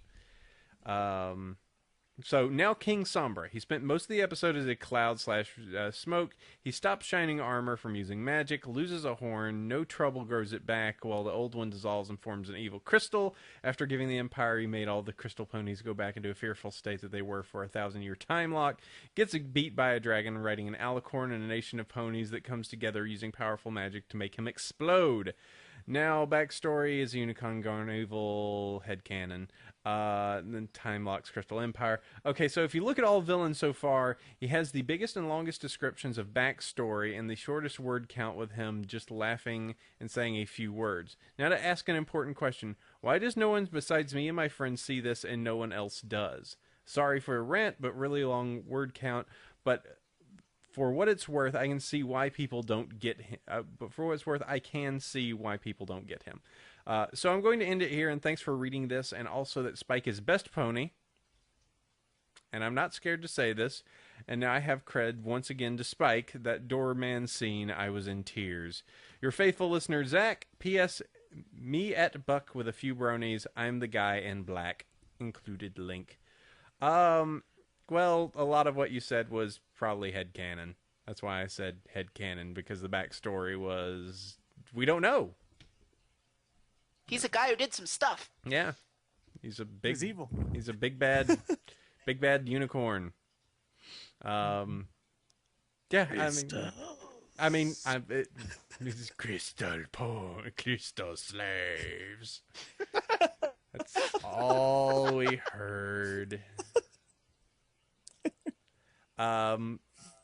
Yeah, I mean, we just don't know. And maybe if this season is panning out like we think it is, where he will be a recurring villain, maybe we will hear more about him and the crazy book, the Luna book, if that has anything to do, or maybe not. Maybe it's completely not. As for best villain, God, I don't know. Discord if you're going by character, Chrysalis if you're going by look. Yeah. And hey, we'll see more of Chrysalis as a character come the comic. So, Oh, Yeah. cool. dun, dun, dun. Yeah, the comics. 4-part Chrysalis arc. Yeah, I'm looking forward to that. Okay, let's see. Pixel, if you would like to get Yes. that. Let us see here. Okay. Dear Apple Cider, Chef Sandy, and guests. The question I have for you is something not exclusive to Friendship is Magic, but nevertheless something I just don't... oh, wait, that's the one we just did. Yeah, that's the one I read. Oh. Sorry, it was highlighted, and I Oops. read it because I'm on Oopsies. autopilot. There you go. Sorry. Again, Dear Apple Cider, Chef Sandy, Starry Night, and guests. I love listening to your show during school because I have an awesome teacher who lets us listen to the musics during tests. So I put you guys on and constantly get caught laughing.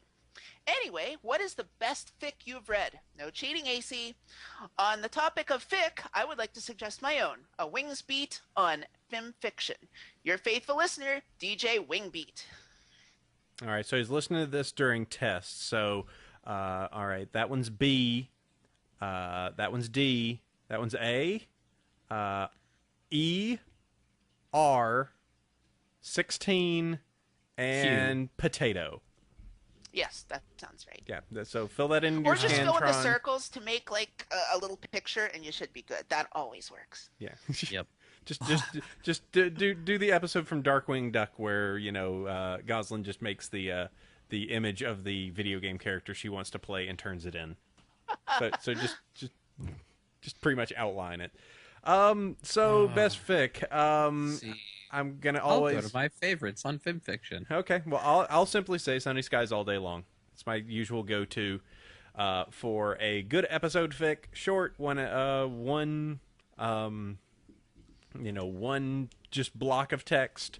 It's a great fic. If you just want something that actually feels like an episode, I think it's a great pick. Trying to think. Really, I like Allegriza. If you got to go for the shipping one, I'll say Allegriza is a good one. If you like Scratch Tavia, I thought that was pretty well put together, and gave a good kind of backstory and characters to that. Sandy? I like kind of Avery Strange, the Out in the Cold series, which is shippy. But non-shippy, I enjoyed, let's see, Anthropology. Jason the Human can write some pretty good fanfic. So yeah, Anthropology. Yep. What about you guys? Well, I'm going to go full shipping, even though I've been advised never to go full ship. And I'm going to say my current favorite is Let's Find You a Date. I really love that one. And I love Carrot Top's characterization in it. And it makes me sad at the end, but also happy. So. There was a good comedy fix someone did a while back, just for the people who are not a big fan of ship. I forget the name of it, but there was a good fic we had a while back that was kind of making fun of the need to ship everyone. Which it was shipping and handling. No, it wasn't shipping and handling. It was the one where Cheerily, literally just has a day in town, talks to somebody, and then goes, and somebody goes, "Are you two together?" Like, no, we were just having a conversation. Like we weren't doing anything. I simply said, "Hi, how are you?" Oh, and then goes on to the next person and goes, "Are you with them?" Like, no, oh my goodness, they waved at each other from across the road. It was a good ship lifestyle. Thank you, Frothy Mocha. That was a fun little, just like, if you find shipping kind of silly and ridiculous, that's a good one for you. Let's see. So everybody's tossing in their favorites, so I'll read off some of these. Let's see. Bittersweet, if you want some real sad fic. Yeah. Paradise. R.A.P. Paradise. Yeah, Past Sins is being thrown out there. Of course, add in My Little Dashie, because everyone loves that. Fallout Equestria got a lot of play. Depending if that's your thing, it's a little darker. And of course... Antipodes. Antipodes. PK, learn how to say your daggum thing. It's Antipodes. I know that. I know. It's just he can't even... Six Angry Mares, Spark by Avery Strange. You can go old school and talk about, like, Swayback Mountain. Getting close there, Sandy. Hey, then we could... see, Middy's written some stories. Hey, moving on. All right, and that's going to take care of the episodes this week. It's a laugh because we know what that is, and Middy right now is blushing. Oh dear. Yep. All right, so let's go ahead and move on. Thank you, everyone, for sending email across. You can email across to us at bronyville@gmail.com. Send us email. We were actually rather low this week, so that would be. We would love to talk about whatever topics you want to bring up. If you want to weigh in on our episode discussion this week, feel free. Bronyville@gmail.com. It's time to bring on our 5-star iTunes bronies. Our iTunes bronies, we are at 740 ratings on the iTunes US store. So thank you very much to JLZP5, Turpow 5 Iron Brony, and PD2525 for leaving us a written review. How are we doing on the list right now, Sandy? I have to pull up iTunes and see. I just looked at us on the iTunes store too. TV and film. Let's see where we are in the top new. What's hot? Because that's the important one. Yeah. Wow, we are 5, 10, 15, 20, 25, 30, 36. Woohoo! Still in the top 30s. Oh my gosh, we are in front of Hollywood Babylon. Eat it, Smith! Ooh! How's it feel? How's it feel? Fist bump. Ah! Beaten! Oh! We beat one of your many shows. And actually, when you count just the audio podcast, we're 23rd. Nice. It's just the silly. It's just the complete silly on that. But yes, thank you all for doing that. We will continue to take the battle to the Reaper that is Kevin Smith. And get up our combat points. Our victory points are our review count. So please keep rating us so that we can have better better podcast preparedness. I've been playing too much Mass Effect. And also special donation thanks to E. Leinertson. Sent us another donation this week, so thank you very much, Lee, or E. Leinertson. Sorry. Thank you very much for sending us another donation. That is super cool. Keeps us going with the show.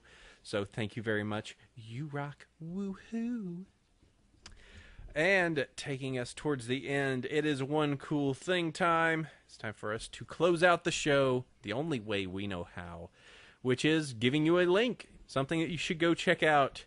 And I got really excited and kind of wanted to reuse something because I know that we have a new Rainbow Dash Presents coming, and I find that series absolutely amazing. So I have a link to all of the Rainbow Dash Presents, which takes you across to just a MLP fan art wiki and the Rainbow Dash Presents, so you can get to all the articles and the fix that they are playing with. I find them just absolutely hilarious. If that's too soft for you and you want to go more hardcore, and how about a Too Many Pinkies alt ending? Oh man, you want some darkness? Yeah. Oh boy. You want, Oh, boy. you want to look at the ending of that and go like, oh no, I don't like friendship anymore.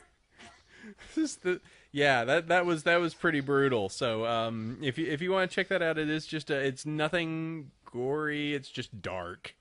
So if you want to check out the Too Many Pinkies alt ending, as linked on the show notes. You can find the show notes on the link to BronyvillePodcast.com. Sandy.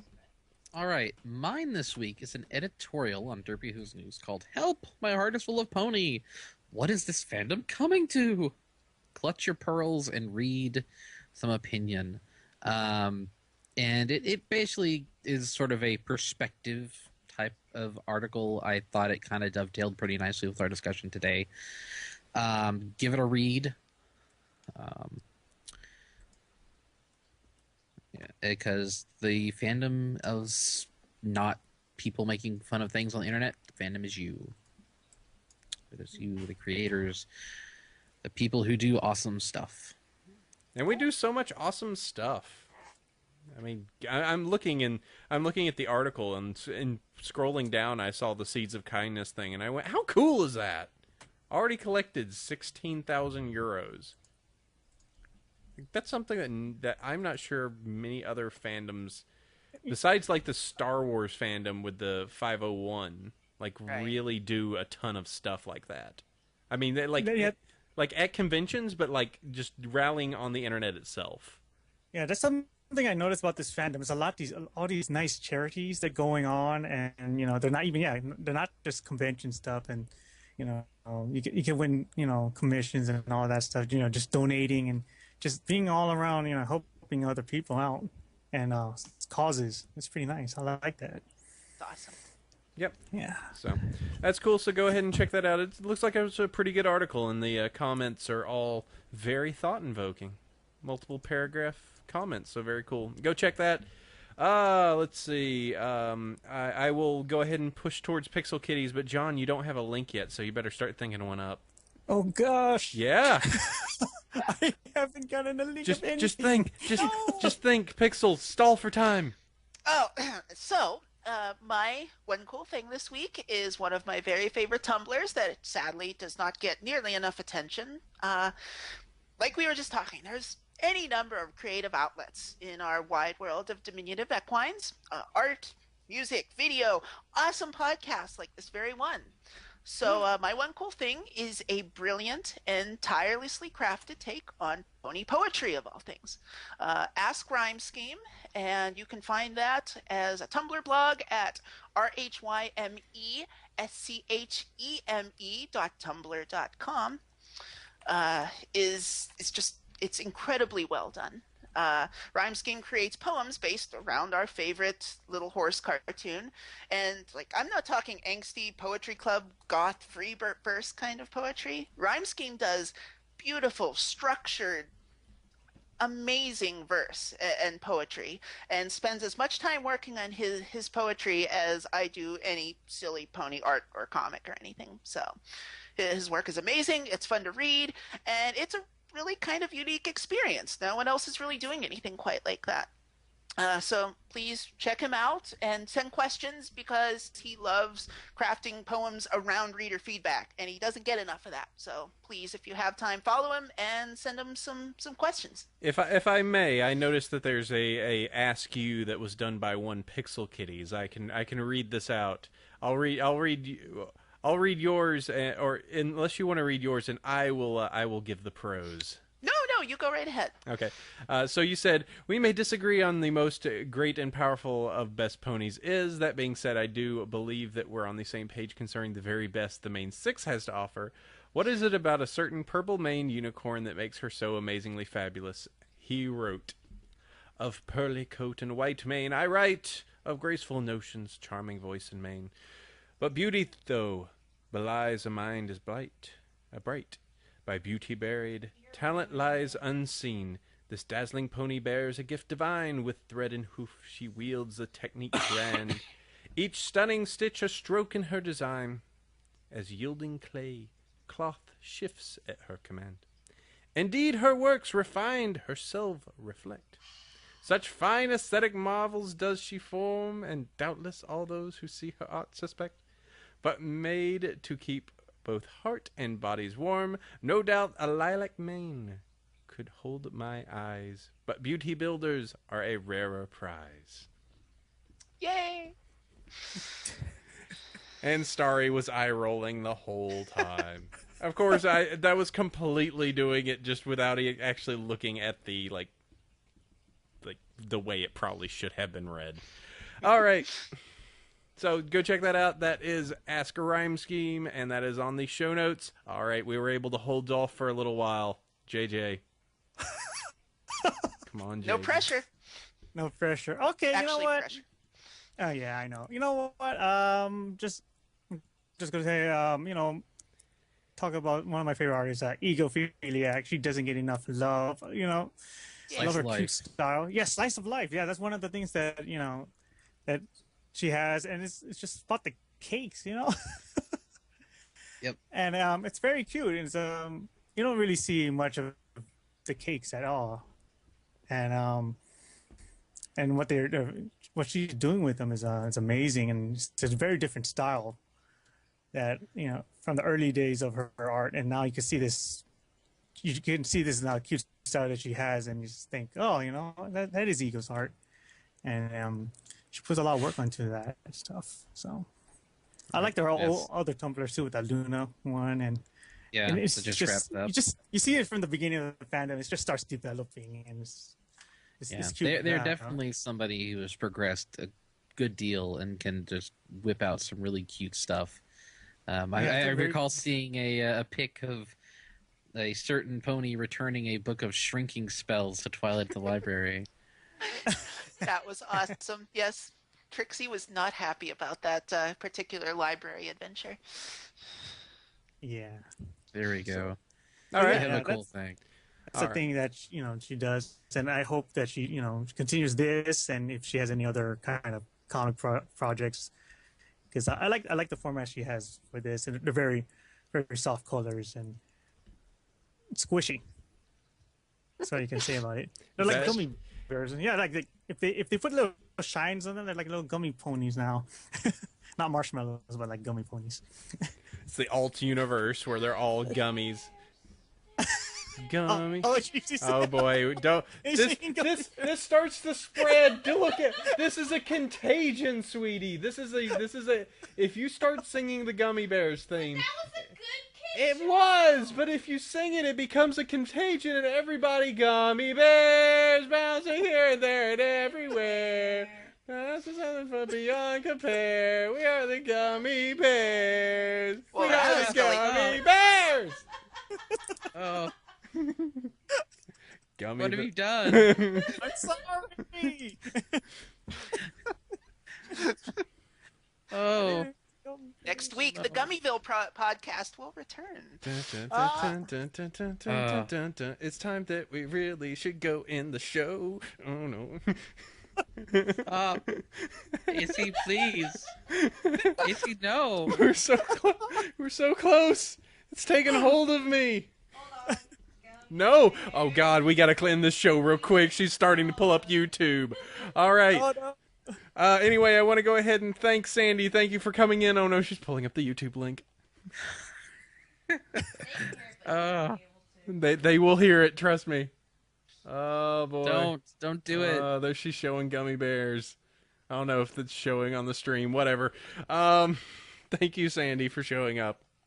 And Yes, as always, you can count on me and the gummy to bears. tackle the controversial things with you. Like the gummy bear intro. However, Pixel, thank you for coming in again, dear. As always, thank you so much for having me on. This was really fun. Yay. Count on you to have an opinion. And, yes, thank you very much. JJ, good to have you back on the show. Yeah, it's a good. It's very fun. I love hearing all your voices and reading this chat. So it's something new and different every time. Hey, glad to have you here, and glad that we were able to bring you on. And it's good to have you. We didn't have you long. You waited too long to have you back on this show. Oh, I know. I've just been very busy. As all of us have been. Too much stuff. Yeah. It's always nice to have cool ponies on the show. Yep. And as always, I want to go ahead and thank our awesome fans, be it those that are joining us live on JustinTV/Bronyville podcast, or if you're just one of the random listeners that listen to us either on iTunes or pick up the podcast, however you do it. Thank you all. We do the show for you because you love ponies, and we love you for listening. So, I don't know. Starry's looking at things. Anyway, you can go ahead and follow us over at BronyShow.com or BronyvillePodcast.com. Email us. Send us an email over at Bronyville@gmail.com. You can join us roughly every Saturday, noon, Pacific Daylight Time. That should be Daylight Standard Time. Quiet you at Justin.tv/Bronyville Podcast. iTunes reviews. You should go leave us some. We're beating Kevin Smith, and I want to keep it that way. Yes, dear. Listen to the show at Celestia Radio every Tuesday, 3 p.m. Pacific Standard Time, 6 p.m. Eastern Standard Time, or 11 p.m. UTC. Twitter. My Twitter account is at Bronyville. And I'm Chef Sandy. And meetup groups. We are I have the Bronies of Northern California. And I'm the North Texas Bronies. And also, it's not listed on this list, but if you do want us to go to conventions, please contact your convention. Say how awesome we are and that you really want us to attend and that you want us to talk up there on the stage. We are not as big as some conglomerate media sites out there, so we have to rely on you being proactive to help us get there and help us be awesome. So please do that. We like putting on a show. We do. Belly button ring. Yes, dear. Boy. And with that, we're going to go ahead and call out this show. This has been Bronyville, episode number 82, and we will join you next week with a terrible, terrible whatever show that's going to be. Trixie. Anyway. Gonna be witch ponies. Heretics. Witch ponies fighting each other. Naysayers. Hey, naysayers. Oh, God. We're ending this. Sleep well, every pony. Adios. Bye. Bye. Hit the button, AC. The button's been hat. Yay! Save the file. Good show. That was good. All right. Because Rainbow Dash Rainbow Dash Yep. is best worst OC. My topic now has pony socks. Yay! Violent pony socks. Is that are we They going also have pony underwear. Oh, jeez, why? pony thong down? Not a thong. Hot pants. You're nasty. I like how you're singing in the In the Gummy Bears theme song. Yeah. It is a pony thong. It is a See- pony thong. I think it's kind of cool because I've been to a couple of Hot Topics as of late. Primarily because I wanted to buy those headphones, the Rainbow Dash headphones. Yeah. Then I discovered that they were kind of uncomfortable to wear for any period of time. Oh. I've got some AKG K77s. They're like $50 headphones. But they're studio headphones designed for extended wear. And when I'm doing my shows or recording things, I have them on my head because I don't want feedback and all that. And I wanted the Rainbow Dash ones, thinking, hey, Rainbow Dash, I could be totally double pony while recording my pony show. Unfortunately, they're really not comfortable for long wear. They kind of pinch your head. if you have a small head, you might be okay. That's disappointing. And they have a really short cord too. Oh, that sucks. No, they're not the in-ear woods. They're the over-ear quasi cans. Oh, Those aren't cheap either. I mean, they're like what, $30 or They're something? $30. I returned mine.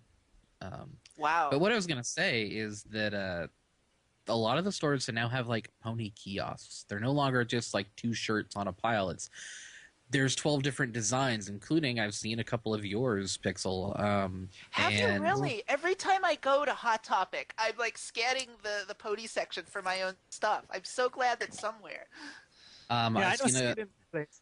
You know, I go to Hot Topic and I don't see it, and I'm like, okay. Do you know which ones they had by chance? I'm just really curious. I think it was one of your Luna ones. The Spider Toss. Yes. Oh, they had Spider Toss. That's awesome. And they have like 12 different designs, and then they've got the belts and the bands and the bracelets and the earrings and the jewelry, and it's like its own little thing, kind of like the Hunger Games stuff, except it's stuck around longer than the Hunger Games stuff. And will continue to.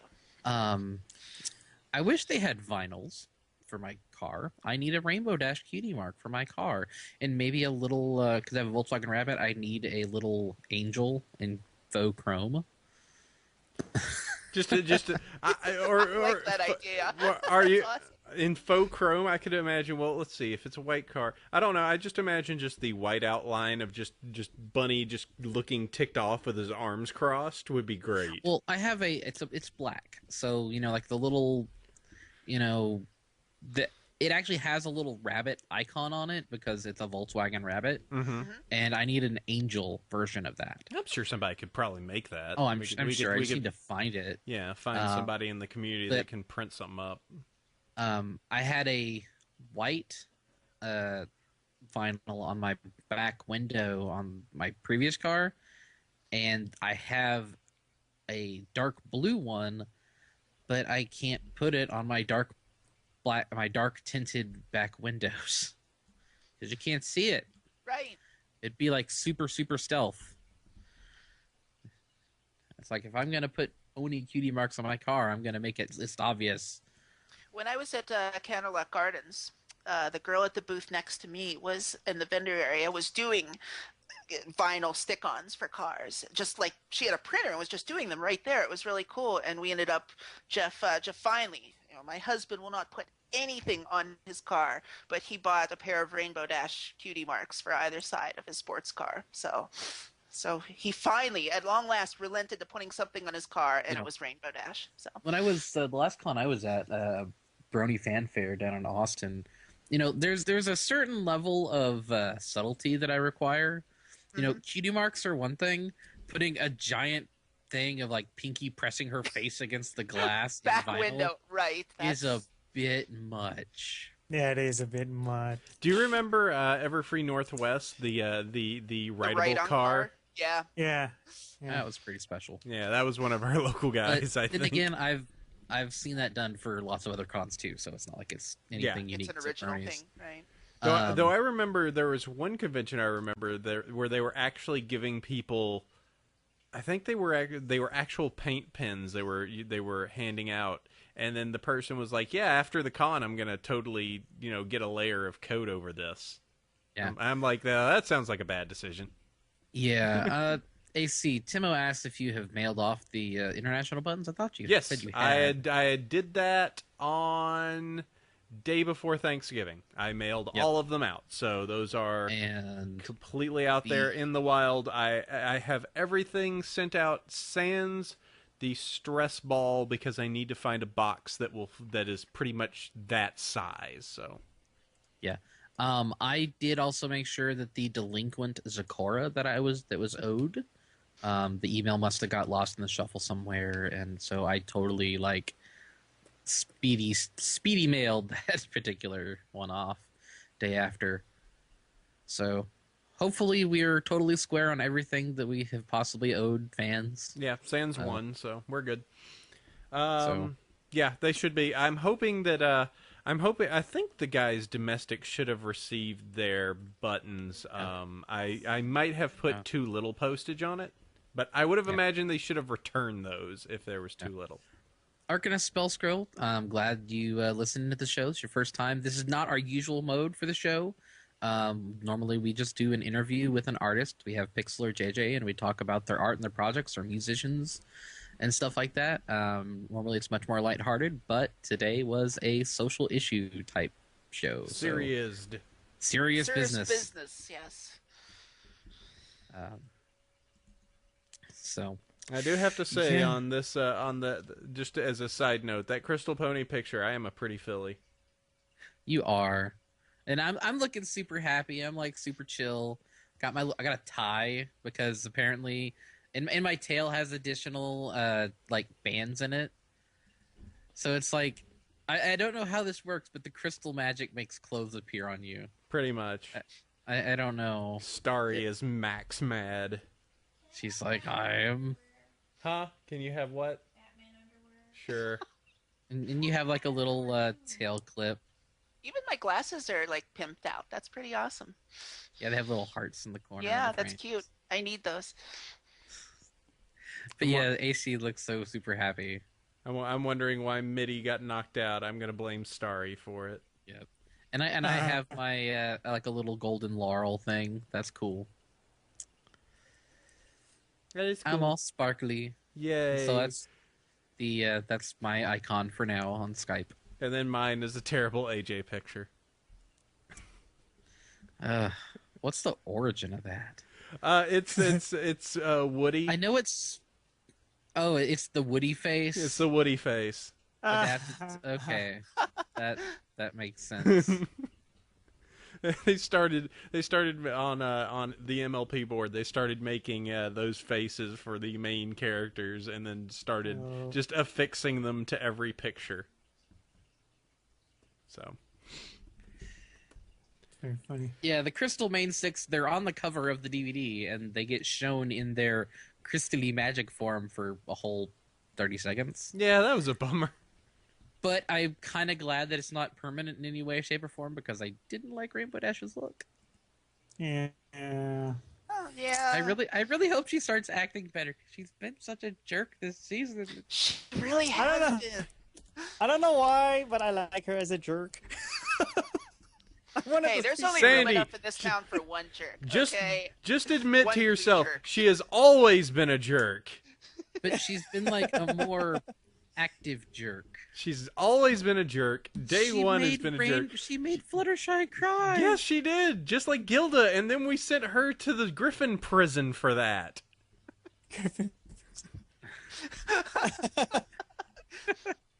But and like she was getting all up in those mayor's grills about the fair. Like, hey, you're having fun, right? You're having fun. You're having fun. Come on, smile for me. Come on. Mandatory fun. I will beat some Well, fun into you. You know, you're not having fun. 10,000 years dungeon. 10,000.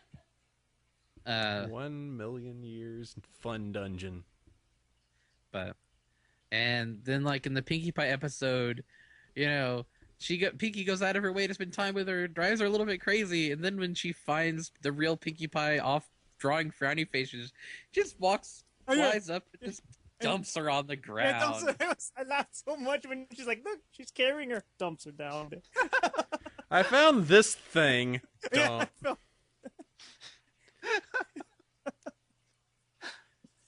that was a great Oh, gag. Rainbow Dash, why are you such a terrible thing? Yeah, and Graham points up, she flew up a little bit to just like drop. You're a Pinkie Pie. You're pretty tough. Maybe. Bouncy. But yeah, if you go back a little bit further than the start of season 3, you can hear some of our fake episode discussions, like a hoof full of bits and Big Trouble in Little Napon. Oh, that's nice. That's a nice one. Sleepy. Yeah, Someone start. sleepy. She needs to wake up soon because she's got her massive. She's got to make her big decision soon. Kitty decisions are serious business. All right, I'm gonna go see. We're gonna go see a movie tonight. I Ooh, think. what are you gonna go see? Oh, but there's so many good things out. We might go see Skyfall. We might go see Yes! Wreck-It Ralph. Yes, Both are Skyfall. awesome. So good. Yeah, got some There's- good movies coming out. Yeah. Yeah, lots of good stuff right now. That it's like, oh, do I go see one or two? If you go see two, that's like $30. Ugh. Yeah, and you gotta sit your butt there for a while. Ugh. I don't know. I kind of want to see Skyfall a second time tonight. I saw Wreck-It Ralph last weekend. That was awesome. Skyfall is such a beautiful movie. It is gorgeous. The cinematography yeah. is amazing. Crazy, I love it. You could It's watch it like- with the sound off, and it would Yeah. still be amazing. It's just Yeah. such a good movie. What he said. But yeah, let's see. Wait, wow, there's something with a zero. What's this? Gottfried Heinwein and the Dreaming Child. 0%. Yikes. What? Is that Rotten Tomatoes? Yeah, I'm looking at Rotten Tomatoes just for the moment. Just be like, what is this? What's 0%. You're right. What is this? Yeah, you gotta work pretty hard to get. You start the film and it immediately goes to credits. Scroll down. I saw the word Nicolas Cage somewhere in here. Why does that not? Well, killing him will not bring back your gosh darn honey. They're in my eyes. They're in my eyes. Hey, Chris Hemsworth got himself a stinker in Red Dawn. And is anyone surprised that Red Dawn is Yeah. crap? No. Yeah. I still can't believe that they're redoing the Lone Ranger and freaking Johnny Depp? Johnny Depp is Yeah. Tonto. Because that's some obvious casting, right? That's That drives me nuts.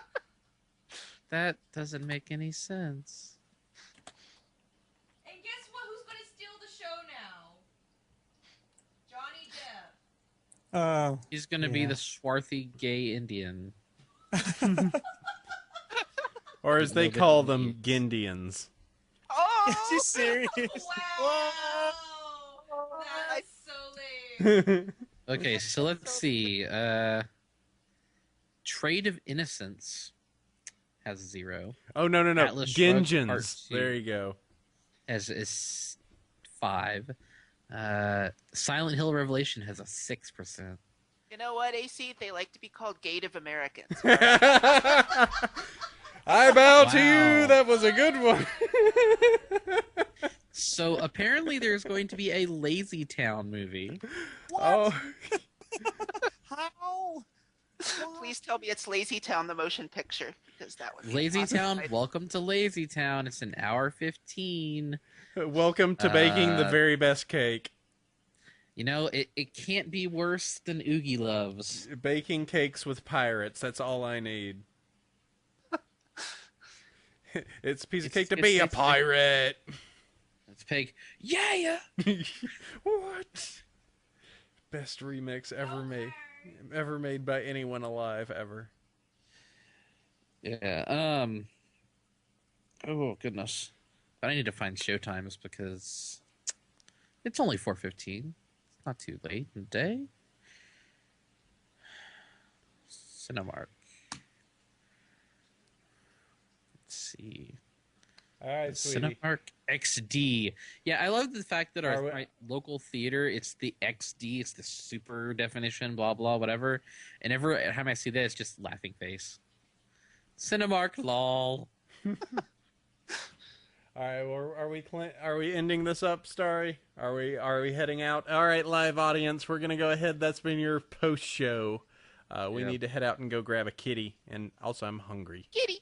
Yep. Yeah. So we'll go go ahead and catch lunch you too. next week. We will be talking Trixie. We Yay. have not figured out guest. Well, I assume we'll probably have Trixie's biggest fan. It should be Pixel and Seth. Pixel. Oh my god, that would be Think awesome. we- But biased. Oh, man. Well, Seth would be okay until he started checking emails halfway through the show. Oh, what was But that? no, Sorry. We just get to tell him, hey, we're going to talk about Trixie for 30 minutes. Oh, I love Trixie. Email. I got to put together the draw friends. Seth. Oh, Seth, we love you. Kisses. All right. Anyway, we All should right, go. guys. All I right, guess- take care, All right. everyone. We will catch you you for later. more Pony next Thanks, week. everyone. Bye. Thank you.